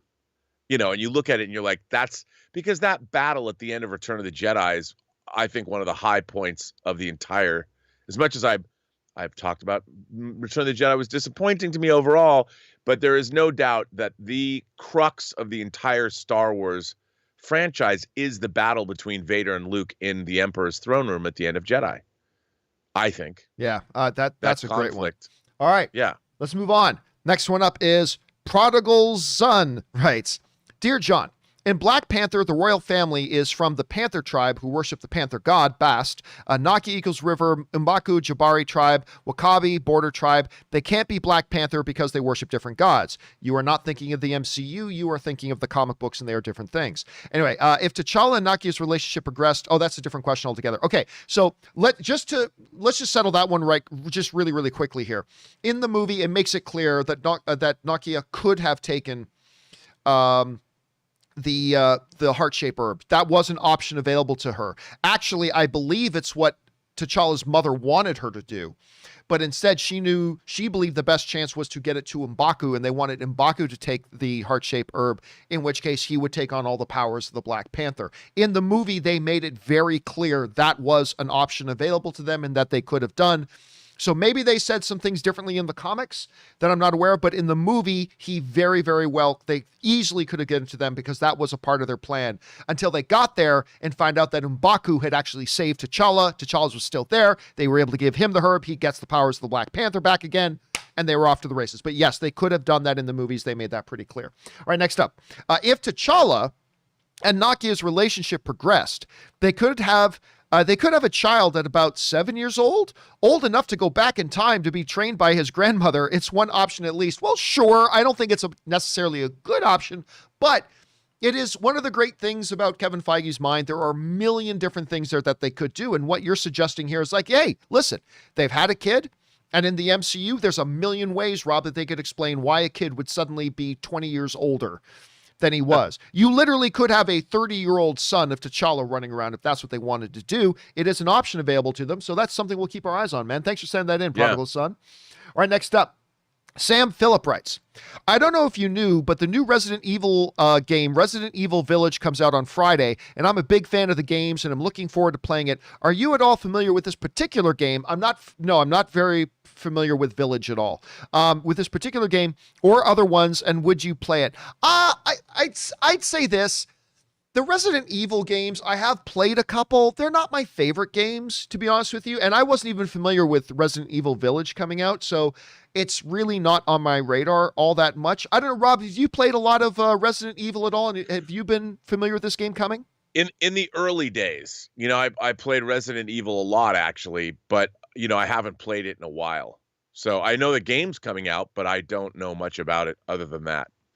All right, let's move on here. Next up, we've got Suthius who writes, while cameras were on Sam giving the speech, we see reactions from Isaiah and Torres. However, I think it was a missed opportunity to not show a reaction from Rhodey as well. He was the first person to confront Sam in his decision not to take up the shield. I'm going to disagree with you on this, Suthius. I agree with you a lot of the time, and Rob, I want to know what you think about this.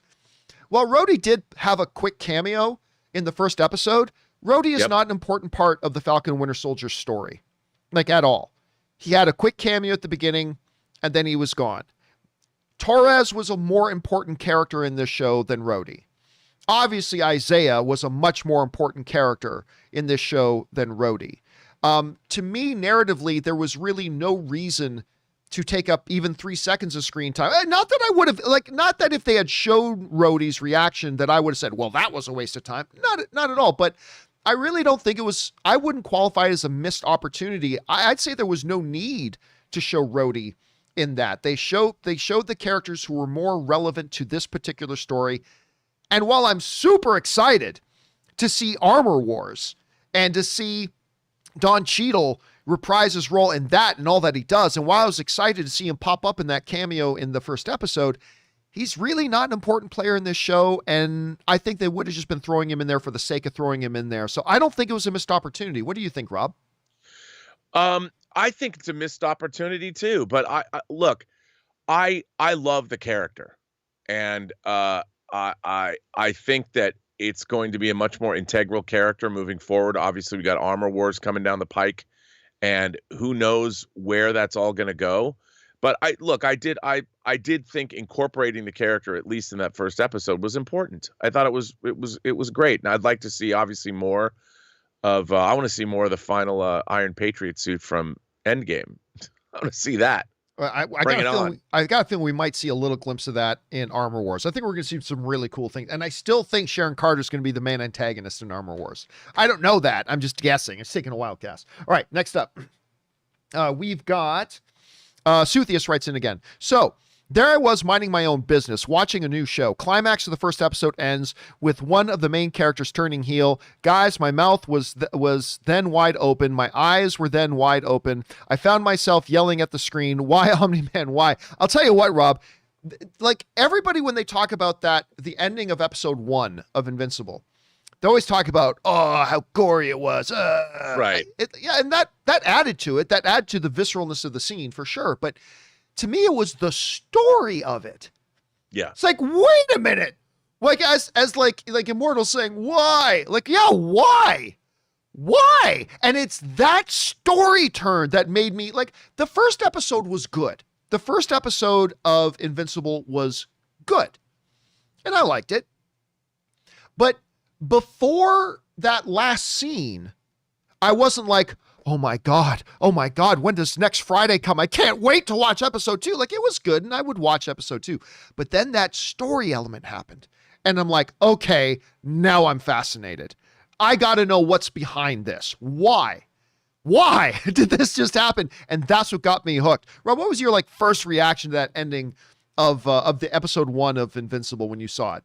Well, like you pointed out, I mean, I initially I was really impressed with all the voice acting of the show, and I really got involved with it. But yes, it was extreme. I mean, that whole episode, there's a lot of action, there's a lot of stuff happening, but it was the story, and for me, it's always the story. I mean, yeah, it's same is true of The Boys.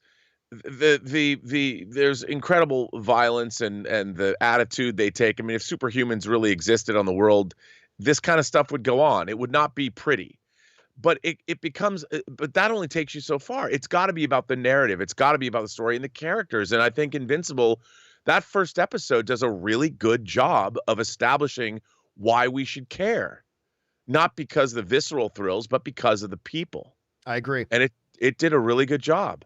Well said. All right, next up. Suthius then writes in again. He writes, I knew nothing of Invincible, didn't watch any trailers, haven't watched any reviews. So watching the first 30 minutes, I was just meh, but wow, I got hooked. I was just saying the same thing, Suthius, but I got hooked at the end of the first episode. Didn't love the show, but I thoroughly enjoyed it. Also, did you all notice that the school was named Reginald Vell Johnson? Sound familiar? You bet. The one and only Carl Winslow from... I didn't catch that at all. From Family Matters and the officer from Die Hard. The principal's name was even Mr. Winslow and voiced by him. Very cool. Rob, I'm going to tell you right now, that went way over my head. I never noticed. I did not know. Did you? Did you know about this? I certainly did not. Suthius is just dropping some knowledge on me here. Did you pick that up? Nope. You know what? Me too. Over my head. Now I got to go back and check that out because I had no idea about that, Suthius. Great catch. Thank you for putting that in there. We got Wild Weave in the live chat is saying, yeah, they caught that. I never caught that. That is a great thing to catch. I got to go check that out. All right. Next up, we got the Wakandan Forever writes. 1 of 2.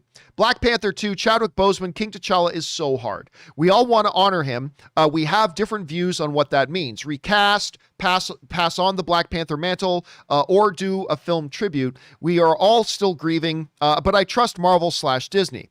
I know everyone's heart is in the right place. I know whichever way they go, it will come from a place of honor and respect. Black Panther is my favorite character of all time. In time, I feel my heart of hearts, we will see King T'Challa once again. Yeah, and I gotta say, Wakanda, Rob, that has kind of been my attitude here. Like, look, obviously I feel that the truly best thing to do would be to recast the role and move forward with the story of T'Challa. I still believe that is the right thing to do, but there is, as they say, more than one way to skin a cat, they say. They can do and they will do a great job. You know, Ryan Coogler, Kevin Feige, they will do a great job that honors and respects them, and they'll still come up with a great movie, and I'm sure it'll be fantastic. It's not what I would have done, but that's okay. You know, unlike some other film fans, I don't need a movie to do what I want them to do in order for me to appreciate it. I think they're going to do a fantastic job, and I'm sure we'll love what they come up with. And that's all because of, like what Wakandan said. I know they're doing it out of a place of honor and respect. And even if that means not doing the way I think is the best way to honor and respect him, they're still coming from that place. And so they'll come up with something great and something satisfying. And, you know, I'm not going to lie. It's going to be weird watching Wakanda Forever now that we know the title. It's going to feel awkward at first watching that without T'Challa, specifically the character, but also obviously Chadwick Boseman. And I'm going to say this, Rob, this is going to be weird, but we all know how important movie trailers are. With this beyond anybody's control change, it's going to be very, very important how they approach the marketing of this movie. It's going to be particularly vital that they figure out the right tone to strike in getting people excited about this movie with it being a completely new character that wasn't, not only is it not the actor Chadwick Boseman, it's not the character T'Challa either.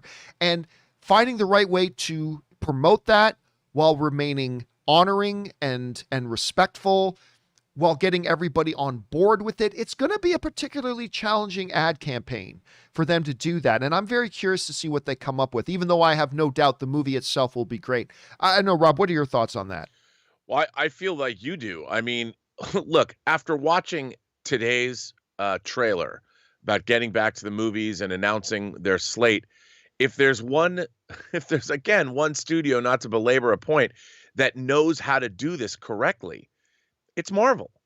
And I think that they're keenly aware of not only, I mean, the movie made over $1 billion. It was a phenomenon, and I think it made a lot more money than even they expected. But not only that, what the kind of representation in Black Panther meant to people around the world who had never been represented that way before. I think that Marvel is keenly aware that bringing a new Black Panther back in the Wakanda Forever, they've already made the kind of step that I think is important. We all know that was something that I was taken aback by that. But like you said earlier in the show, what a perfect name. I think whatever Marvel is doing, they are hyper aware of the responsibility they have to their own audiences moving forward. And I think whatever we're going to do, I think I put my trust in Ryan Coogler as a filmmaker, as a writer, because he is an auteur. He's a writer-director. And that Kevin Feige, whatever they've cooked up together, is going to be something that honors not only Chad Boseman's legacy, but also the audience that embraced him worldwide. All right, Rob, well said. And on those words, we've taken you a bit over time here. I know you got things you got to do. Thanks a lot for being here. We'll, of course, see you again back on here tomorrow. But in the meantime, where can people follow you and your goodness online? You can find me on Twitter at BurnettRM. Find me on Instagram at Robert Meyer Burnett, or you can find me on my own YouTube channel, The Burnett Work. All right, Rob, thanks a lot for being here, man, and we'll talk to you again later. Have a good one. All right, you too. Ladies and gentlemen, the one and the only Mr. Robert Meyer Burnett. He'll be back on here again tomorrow. But in the meantime, we still have some time here to get through more of your questions, so let's keep on rolling. The next one comes us from Grogu Gujub, who writes, "Hey, John, The Mitchells versus the Machines is great. It's Lord & Miller's and Sony's animated follow-up to the Spider-Verse, and it's an inventive and visual tour de force as the former with tons of laughs and heart. This should be in theaters and not in Netflix jail." You know what? I haven't sat down. Ann and I were just talking. We had two choices last night. We were either going to watch The Mitchells versus the Machines, or we were going to watch Without Remorse. We made a mistake and watched Without Remorse. Not a good movie. I was super excited for that movie. You guys remember, we were so stoked for that movie. Not a very good movie. But I'm going to try to sit down in the next 24 to 48 hours and watch Mitchells versus the Machines. I've heard nothing but good things about it. And so I'm pretty stoked to check that one out myself. All right, let's move on here. Next up, we've got, who's next? William writes, "Hey, John, it looks like Zack Snyder did actually shoot a Green Lantern for Justice League with a stage actor Wayne T. Carr in the role of John Stewart. Some behind-the-scenes photos of Carr filming the scene have been revealed. Just wanted to hear your thoughts." Honestly, William, I don't care. I'm so over that director's cut of a movie. I just don't care. I don't care. Obviously, whatever they shot wasn't totally vital, because obviously when the 4-hour cut wasn't there, I don't see anywhere where he would have put up. So it was obviously going to be a very quick thing. End of the day, though, I don't care about some cut character from some movie, Justice League or not. I really don't care. All right, next up, Dom Hurley writes, Hey, John, what do you think of Jean-Claude Van Damme's performance in JCVD? Yeah, that came out in like 2007, 2008, 2009. I thought he showcased good acting ability. By the way, Bloodsport has always been a guilty pleasure of mine. Childhood memories. You are next. I love Bloodsport. I first saw Bloodsport as a little kid at Center Mall in Hamilton, Ontario, Canada, back when Center Mall, I don't even know if Center Mall is still there, but and if it is, I don't even know if they have movie theaters in it anymore. But I remember watching that and coming out and, oh my God, the Bloodsport is so damn good. But no, Jean-Claude Van Damme, which is a very meta movie. Like JCVD is a very, very meta movie. But you're right, Jean-Claude Van Damme shows us something in that was, we didn't know Jean-Claude Van Damme was kind of capable of, to be honest with you. And whether he could repeat that playing a character that wasn't himself, I don't know if he ever had that, but it was a very, very good performance. All right, next up. James Hoffman writes, I watched without remorse. Some of the action scenes were a bit hard to see because it was too dark, but I liked the movie. It was good. Michael B. Jordan was great. Did you see the movie? What do you think? I thought the movie was terrible. I really did. I thought it made no logical sense. A lot of the dialogue was like some of the worst 80s style dialogue I'd ever seen. And I'll tell you what, I won't say who, for those of you who haven't seen the movie, but a character comes on the screen and Anne, who was watching with me, immediately goes, after seeing the character on screen and talk for about 2 seconds, Anne goes, he's the bad guy. And like, sure enough, yep, it was. I mean, it was so... some of the action sequences are so great. I actually did love like the first 15 minutes. I thought the first 15 minutes are really good. And we'll talk more about it on the John Campea Show tomorrow, because we were going to talk about it today, but we obviously bumped it. But overall, I thought it was a very, very poor movie. But we'll talk about it more tomorrow. Anyway, I was disappointed because you guys know how psyched I was. I was so pumped for this movie, especially after the trailer was great. I was excited for it. Yeah, it's pretty bad. I mean, it's not Thunder Force bad. Don't get me wrong. It's not Thunder Force bad, but I thought it was pretty bad. All right, next up. Marie Seifring writes, May the 4th be with you. That's right. Tomorrow is Star Wars Day. By the way, speaking of which, Marie, I happened to watch Bad Batch. Bad Batch is coming out tomorrow. I did have a chance to watch it. You guys know I'm not I love Rebels. Star Wars Rebels I really like. I'm not a fan of the Clone Wars series. And in the final season, you know, they kind of cover the Bad Batch in the first part of the final season. And I thought that was really quite bad. I didn't like it at all. The Bad Batch storyline in the first part of the last season of Clone Wars. The last season picked up after they moved past the Bad Batch. So I have not been what you would say excited about Bad Batch. Now, I am under embargo, so I cannot give you a review, but we are allowed to give a social media reaction. So since YouTube is a social media, let me tell you just a quick thought on Bad Batch. And then we'll talk more about it in depth tomorrow when the review embargo is lifted.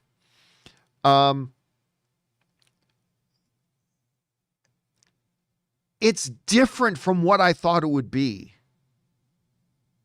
Now, I haven't watched enough of it to know if I love it or not, but I will say it is different than I thought it would be. They're taking a different approach, and I am at least right now intrigued.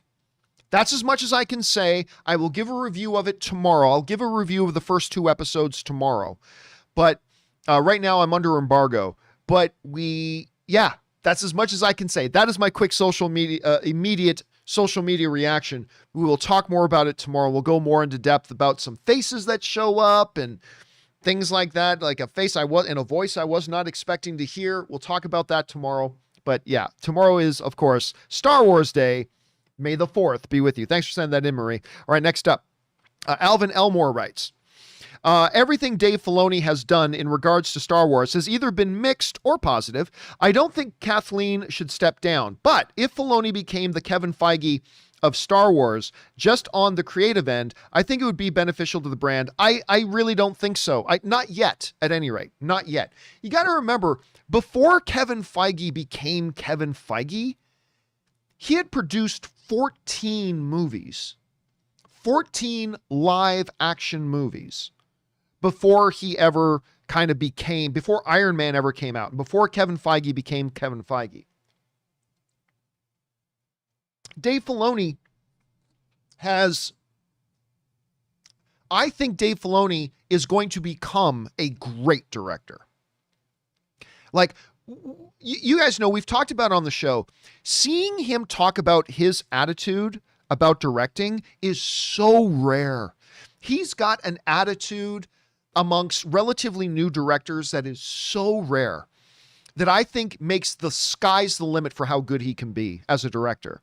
Because, you know, they showed him in the making of Mandalorian series, him being on set, getting ready to direct his episode, his live action episode of Mandalorian. And he's like, I have no idea what the hell I'm doing. I've never directed live action. Thank God I've got Jon Favreau here to mentor me. And I'm like, if more directors had that kind of an attitude, there would be no limit to how good they can be. And because Dave Filoni has this attitude of, I don't know everything, he's got this attitude of, I don't even know what I'm doing. And I need to learn. When you have a director that has that kind of an attitude, because when people think they know everything at their job, and they think they're as good gets, well, then right there is your ceiling. You'll never be better than that. That is as high as you go. You will never be better than that. Dave Filoni walks onto a set, he's like, I don't know what I'm doing. I'm going to learn everything that I can from Dave Filoni, from Taika Waititi, from all these other directors who know what they're doing, and I'm going to soak in knowledge because I know that I'm not this good yet. If he maintains that attitude, I'm not saying he's going to be the next Spielberg, don't get me wrong. I'm not saying that. But there is no telling how good he can be. But the reality is this. He is not seasoned or experienced in telling live action stories. He's directed 3 episodes of a TV show. I do not think that person with that little experience should be in charge of the live action Star Wars universe moving forward. Talk to me again in 5 years. But again, Kevin Feige, remember, he was a producer in some level on 14 different movies before, and most of them comic book movies, before he ever became the Kevin Feige we know leading Marvel in the MCU. So so again, let's talk in 5 years. Let's talk in 5 years. Once Dave Filoni has been given the opportunity to grow more and do more with live action, and then let's evaluate and see where things are. But right now, a guy whose only live action experience is doing 3 episodes of a live action TV series, I don't think that's enough to be talking in terms of he should be leading Lucasfilm's group. I'm not there yet. Give him more time. Let's be fair. Give him more time. Kevin Feige had decades of time to get seasoned, learn the ropes, learn, grow, develop, and then he got given that thing. Let's give Dave Filoni that same opportunity. I do not know why people don't want to give Dave Filoni the same opportunity that Kevin Feige had. Give him a chance to get there before trying to rush things along. That's my take on it at any rate. All right, next up. Was that? Yes, it was. WandaVision writes, it seems pretty disheartening that most of the upcoming theatrical releases are either sequels, spin-offs, or reboots. F9, Black Widow, Cruella, Mortal Kombat, etc. Well, don't forget, like this Friday, we've got Wrath of Man coming out. I mean, that's this week. Anyway, and almost all the new original movies like Luca, Vivo, and Mitchell's vs. the Machines are being sent directly to streaming. In my opinion, this just doesn't seem to be very healthy for the industry. Let's just hope that after this pandemic is all over, Hollywood would still be willing to take a chance on original theatrical releases 303. Well, listen, you just said it yourself. We are still in the pandemic, right? We're still in the pandemic. Like, it is going to be challenging enough for big recognizable IP to get people back in the theaters. I honestly have no idea what Wrath of Man is going to do box office wise this weekend. I have no idea because it's not a big recognizable IP and we are still at limited theater capacity. We still have a lot of people nervous about going back to the movie theaters. It's going to be a challenge. It's going to be a challenge. But don't take anything that is happening right now or in the last year as the new norm. It's not. Give it some time. And hopefully once these bigger movies start coming out over the next couple of months and start getting people back into the theaters, then more films like Wrath of Man, which is opening in theaters this Friday, will, people will then be more open to coming back to them. But you got to understand the circumstances that we're in. And so, yeah, long term, it's not good for the industry, but the pandemic is not good for the industry. And the studios are just trying to approach this thing as the best they can, understanding the current circumstances. It's getting better, but let's give it a little bit of a chance. Anyway, thanks for that observation, Vandavision. I love the way, Vandavision.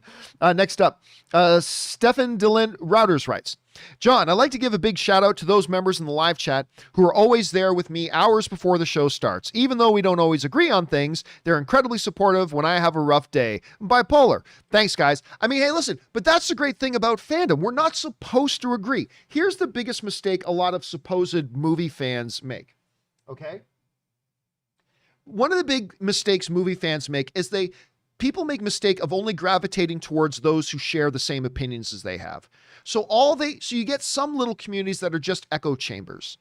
Everybody, I only want to hear people who are going to say things that I already agree with.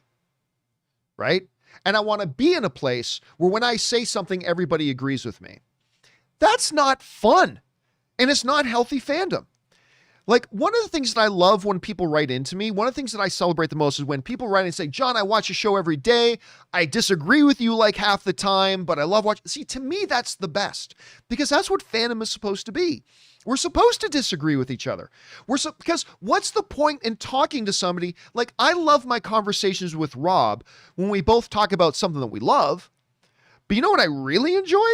Is when Rob and I get into a discussion about things that we have a different point of view on.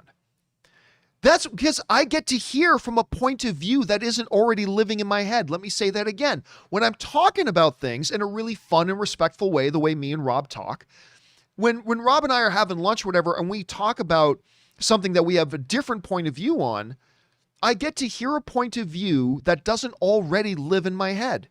It's something different.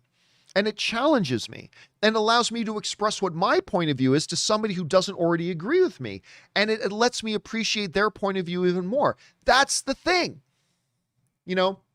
I actually get turned off a little bit. Let me be real for a second. I actually get turned off a little bit when somebody writes into me, and very well-meaning, and I appreciate it, and say, John, I've been watching you for 5 years and I love it. And I watch you because I agree with everything you say. And then I'm like, okay, I'm just thinking to myself, okay, but what happens when I say something you don't agree with? Is the only reason you watch because you agree with everything I say? Because newsflash, you're not always going to agree with everything that I say. Is the only reason you watch who you watch because they say things you already agree with? Or is it because whether you agree or disagree, the discussion is informative, it's thought-provoking, we present different points of view that maybe you haven't considered?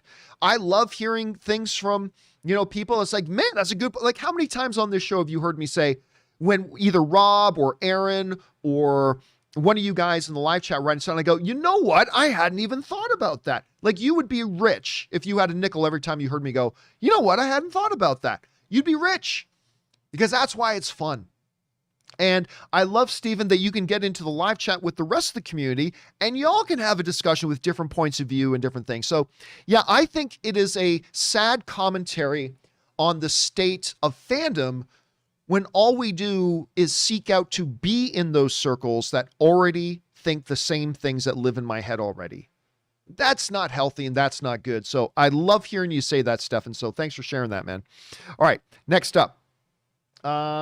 Man of Tomorrow writes, Invincible is not my typical cup of tea when it comes to superheroes, but I really enjoyed the season. Great story, huge bonus points for analog Superman killing analog Batman in a few seconds in the first episode. It's about damn time. No, listen, I've really enjoyed Invincible because of the story.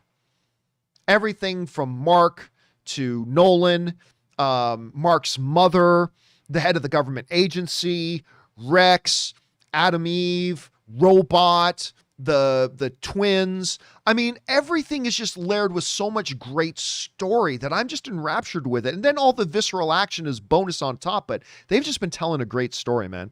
All right, Chuck the Mystery writes, hey, John, I know you've been watching The Nevers, not sure if Rob has, but without getting into spoilers, last week in episode 3, there was a fight scene involving water. That was a great scene, actually. That was a really good scene involving water that was unlike anything I've seen in recent memory. Amazing effects, the show, thoughts. Listen, you guys know when we talked about the trailer for The Nevers on this show, I like, it's good. I wasn't like hyped about it or anything. I think the Nevers show so far has been very good. Like Ann and I have both really been enjoying it. And then like the ending of this last episode, I'll just say this for those of you who haven't watched the show yet. I'll say it in a way that you won't get this, so it's not really spoiler. But the way they ended that last week's episode with the song, I thought was powerful and great. And again, much like Invincible, I'm really getting into the narrative and the mythology they're setting up in the story. And I'm really enjoying it. It's not my favorite show on TV right now, but Ann and I are both really enjoying The Nevers right now. And you're right. That water fight scene was fantastic. That was very original. I hadn't seen anything like that done before. All right. Next up. Where are we at?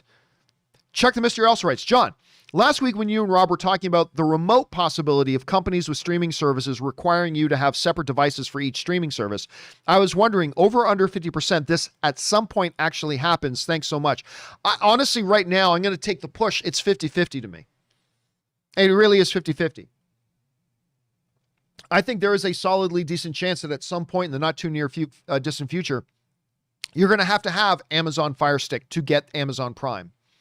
And you're going to need to get Disney's dongle of magic in order to watch Disney Plus. Other than, definitely online internet viewing as well, too. And HBO is going to have its own dongle. I think there's a solid 50-50 chance of that happening. And we'll see where they go with it. All right, thanks for that, Chuck. Next up, Not Kevin Feige writes, I'm on the same boat as Rob. One Piece episode count is daunting. My friend tried to get me into it, but don't have the time to invest myself in that amount of hours for one show. So I tapped out. Any shows you guys were too daunted by the episode count? You know what? I'm a little bit different. When I'm looking for a new show to binge, the longer the show sometimes actually is the more appealing to me.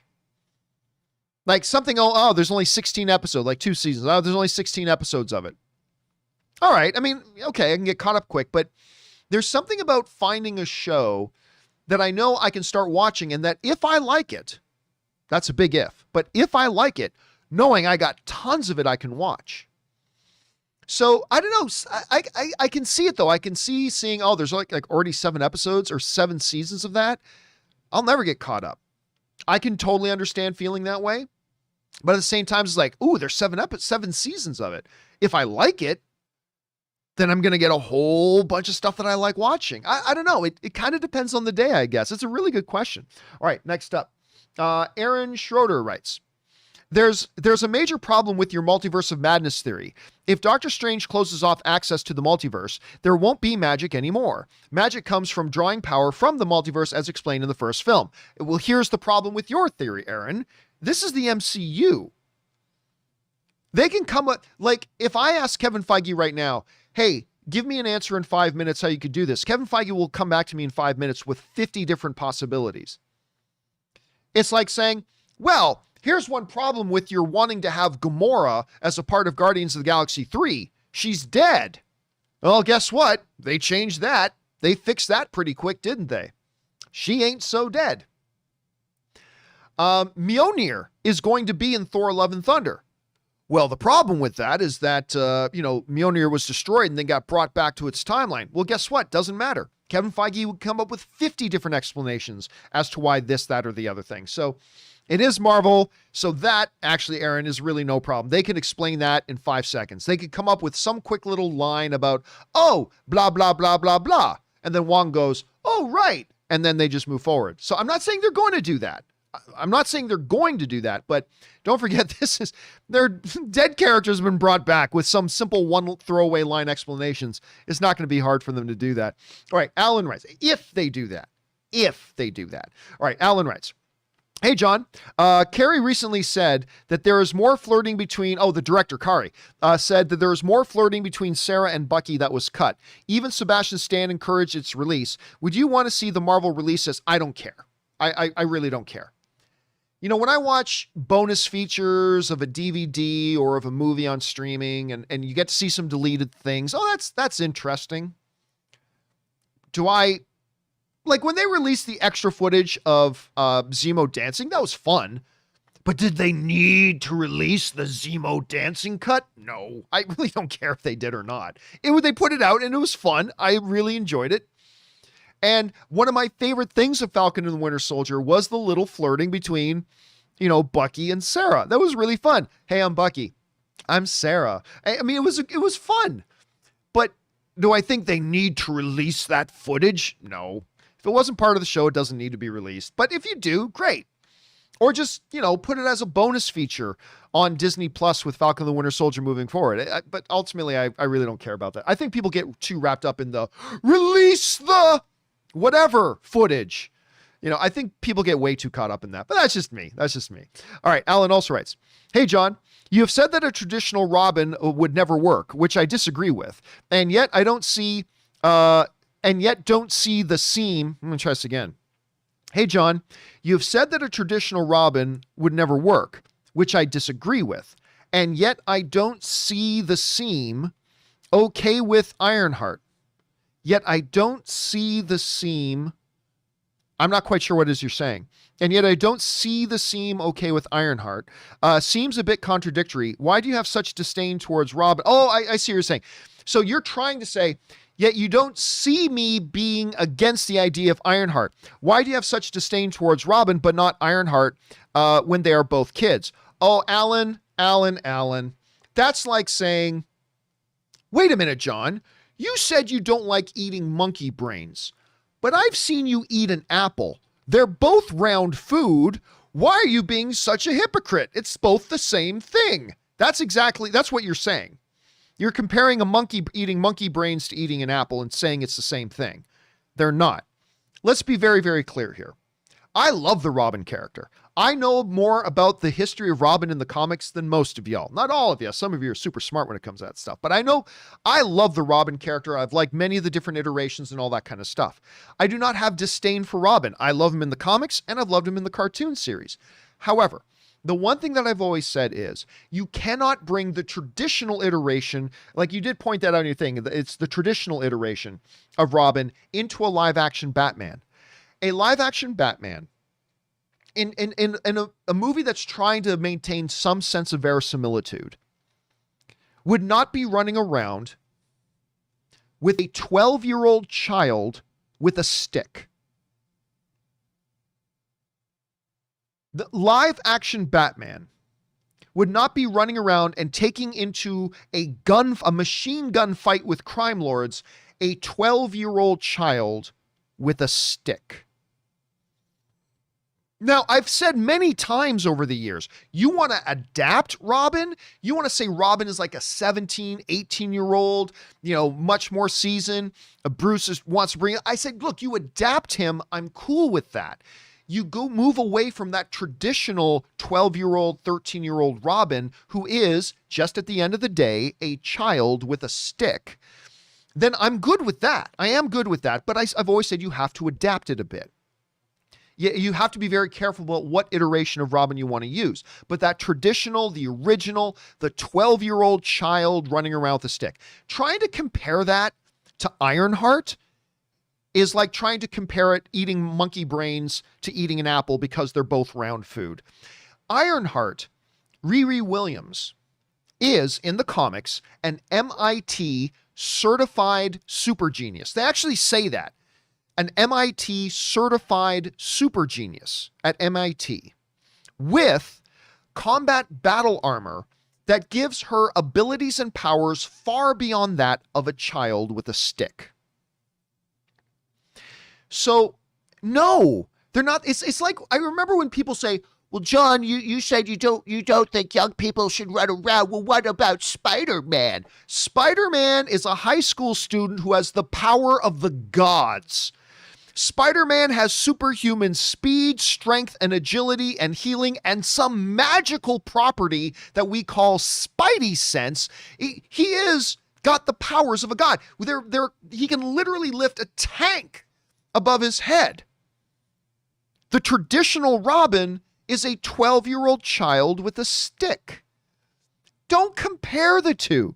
They're different scenarios and different situations. They are radically separate from each other and not comparable in the least. So yes, the idea of a Riri Williams, who is a MIT super genius, who has Iron Man armor, I don't have a problem with that, seeing a story of that kid running around trying to fight crime, as I do with a verisimilitude live-action Batman taking a 12-year-old child into a gunfight who happens to have a stick. No, it's different things. It works great in the comics. It works great in the animated thing, but I've never thought it works well in the movie. It would not work well in the movies. Christopher Nolan knew it wouldn't work well in the movies. That's why Christopher Nolan always said he would never do a Robin. And they know it would have been challenging to do it even in the DCEU now. But again, don't misrepresent what I said. I have a huge love. I don't care if it's the Dick Grayson or Jason Todd or whatever. I have a great love of the Robin character. I'm just saying, if you want to do it with any sort of realistic grittiness in a live action environment, you got to adapt our understanding of Robin. You got to change that from that traditional little child boy Ward, the 12-year-old running around with a stick. You got to do like a different iteration from maybe the Arkham age or whatever. You just got to change it. That's all I've ever said. You just got to change from what the traditional Robin is. That's it. That's it. All right. Next up, we've got Alan also writes, "Hey, John, I can't wait for the Loki series. I'm very excited for that myself, man. And was wondering, how likely do you think it is that we see future characters that have been announced appearing in the series? Also, please give us an update on what you decided to do with the burnt cheese and pan." Anne figured it out. It's all good. For those of you who know what I was talking, who knows what Alan is talking about and follow me on social media, the burnt cheese in the pan was a big dilemma for me, but Anne figured it out, so it's all good. Will we see like new upcoming characters that have been announced? Will we see Blade in Loki? I don't think so. Will we see Kamala Khan, Ms. Marvel, in Loki? Probably not. Will we see any of the Eternals in Loki? I'm going to guess probably not. But you know what? It's not impossible. It's not impossible. I mean, so far in WandaVision, I mean, they did give us Monica Rambeau, but Monica Rambeau was already introduced in Captain Marvel, so I guess that's different. So other than Monica Rambeau, who was technically already a part of the MCU, I suppose, WandaVision and Falcon and Winter Soldier haven't really given us any of the upcoming characters, so I'm guessing I'm not going to assume that Loki will. It will be interesting to see if they do that, though, man. It'll be interesting to see if they do. All right, next up. Tracy writes, "Have you heard anything about the rumors that Charlie Cox was seen on the set of Disney Plus series She-Hulk? Seems possible, but curious if you know if there's any truth to this." Look, I will say this, Tracy. When you go and look up that story, it's being reported in places like WeGotThisCovered.com and Cosmic Book News, which are notoriously junk fake news. Doesn't really happen. That has never been reported in any of the real news sites. Like the John Campea YouTube channel, we talk about real news, but I'm not a news breaking source. I'm not a real news site, right? So whenever I break a scoop, which happens about once every 2 years, you got to take it with a massive grain of salt that I am not one of the legitimate news sites. But when you talk about the legitimate news sites, The Hollywood Reporter, Variety, The Wrap, Deadline, Entertainment Weekly, on and on and on, none of them have reported that. So does that mean it's impossible? Not impossible. Definitely, no, it's not impossible. It may happen, but it's not really worth talking about until one of the real news sites mention it. Because once the real news sites mention it, that means they've confirmed it, that they've got multiple sources, all that kind of stuff, and they've got the track record and the reliability. But until that happens, I haven't seen anything that gives any reason to credibly believe that it's true. It's not impossible. It could. But until one of the real news sites talk about it, I'm going to say it's not worth thinking about, not worth paying any attention to, Tracy, at this point. Unless you want to start believing we got this covered, which I would recommend against. All right, next up. Russell Amador writes, "Hey John, haven't where'd I go? Oh yeah, haven't really much talk about this, but I figured I'd give a shout out to Creep Show as a favorite of mine from the 1980s. I did watch a bunch of it in the 80s. It's nice to see it back again with interesting tales. The finale of season 2 had Justin Long. I do love Justin Long, and so advise at least giving it a watch. Yeah, I will admit I have watched none of. Where did my thing go? I have watched none of the new Creep Show. I haven't seen any of it. I'd be lying to you if I told you I was actually interested in it. Hearing that Justin Long is in there, maybe I'd have to go and find that particular episode. Because like I said, I have been a Justin Long fan for a very, very long time. I just think the guy brings a very unique kind of charm. Whether it's in something like Galaxy Quest or Dodgeball, or whatever, that long distance dating movie he did with Drew Barrymore. Guys in the live chat, what was the name of that dating movie he did where him and Drew Barrymore were in a long distance relationship? Maybe it was just called Long Distance. If you guys remember what it was called, throw it into the live chat. But I appreciate him in that stuff. I liked him in New Girl. I am just a fan, obviously in Jeepers Creepers. Oh my God, he was so good in Jeepers Creepers. But yeah, I'm a big fan of Justin Long, so maybe I'll have to check it out just for that. Okay. We've already gone overtime here, guys, but let's just do a couple of more. Thank you, Yellow Flash. It's called Going the Distance. Thank you, Yellow Flash, in the live chat. Appreciate that. Going the Distance. Not the best rom-com of all time. No, not at all. But I remember laughing quite a bit at that. Going the Distance. All right. Let's take a couple more here before we wrap up. This next one comes to us from Andy Dufresne, who writes, "You know, the funny thing is on the outside," oh, this is Andy Dufresne. It's supposed to be playing Andy Dufresne because I recognize this quote immediately. "You know, the funny thing is on the outside, I was an honest man, straight as an arrow. I had to come to prison to be a crook." Honestly, like people throw, greatest movie of all time phrase around maybe too loosely, and probably even around here we throw it around too loosely. But with all dead seriousness, Shawshank Redemption is one of the greatest films of all time. It is a perfect movie. How often do you hear me say that?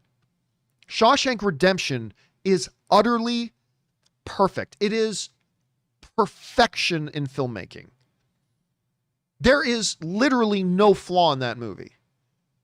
It is one of the greatest pieces of cinema ever made by man. It's absolutely incredible. And if you, like, I see some people in the live chat, Marcus Y saying, "Get busy." That's right, man. Get busy living or get busy dying. I mean, you've got Clancy Brown in that. The Kurgan is in the, if you guys have never done yourself the favor of watching Shawshank Redemption, what the hell are you doing? Like, seriously, book some time and watch maybe a top 5 greatest film ever made. I mean, it's just really that damn good. All right, thanks for sending that in, Andy. All right, Willow writes, "To be honest, I actually kind of like the name Dick Enlarging Super Duper Streamer FU Model Z. People will start getting Peacock thinking it'll do other things for them in addition to accessing its content." So, of course, the other day we were talking about the possibility that we might see these streaming services all introducing their own streaming platforms. And the devices, Amazon has the Amazon Fire Stick. Apple has the Apple TV Plus. And we kind of were joking saying, I just made it up off the top of my head. It's like Peacock will release the Super Duper Streamer FU Model, the Dick Enlarging Super Duper Streamer FU Model Z. I mean, just wait. It'll fly off the shelves, Willow. It'll totally fly off the shelves. All right. Paths Unwritten writes. So we'll end today's show on this. Paths Unwritten writes, "On Sunday, you made a great argument for omitting Netflix/Fox characters from Feige's MCU. That's, of course, in reference to the companion video that we put up yesterday. So yesterday, if you haven't seen it, we did put up a companion video yesterday. It's there online. You can go find it. Anyway, on Sunday, which was yesterday, you made a great argument for omitting Netflix/Fox characters from Feige's MCU.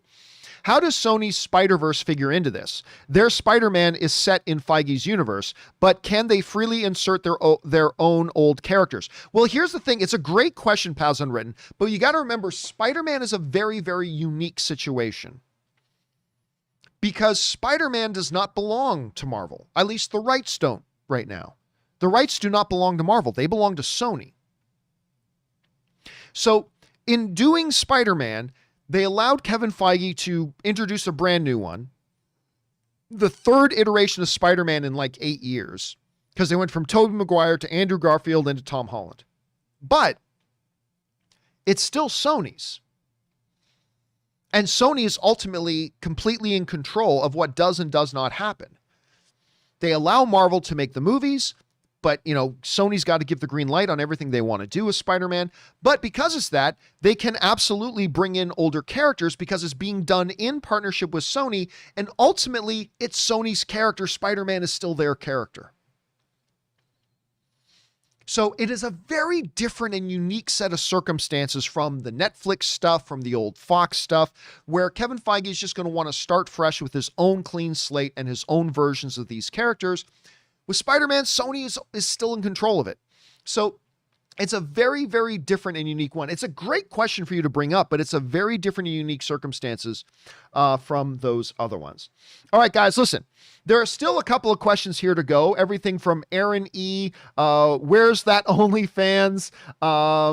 And Jay Bling and on. We will start off tomorrow's show by beginning with where we left off here. There's only a few left, but we'll get all caught up on those, and we'll start off tomorrow's live section with that. But for now, that'll do it, guys, for this installment of the John Campea Show. Thank you so much for being here and making this show a part of your day. Thanks to Robert Meyer Burnett for bringing his glory and goodness. A special thank you to all of you guys who sent in these live comments and questions. Number one, because you gave us great fun things to talk about. Number two, you supported this channel as you did it, and all of us involved here at the John Campea Show, thank you guys very, very much for that support.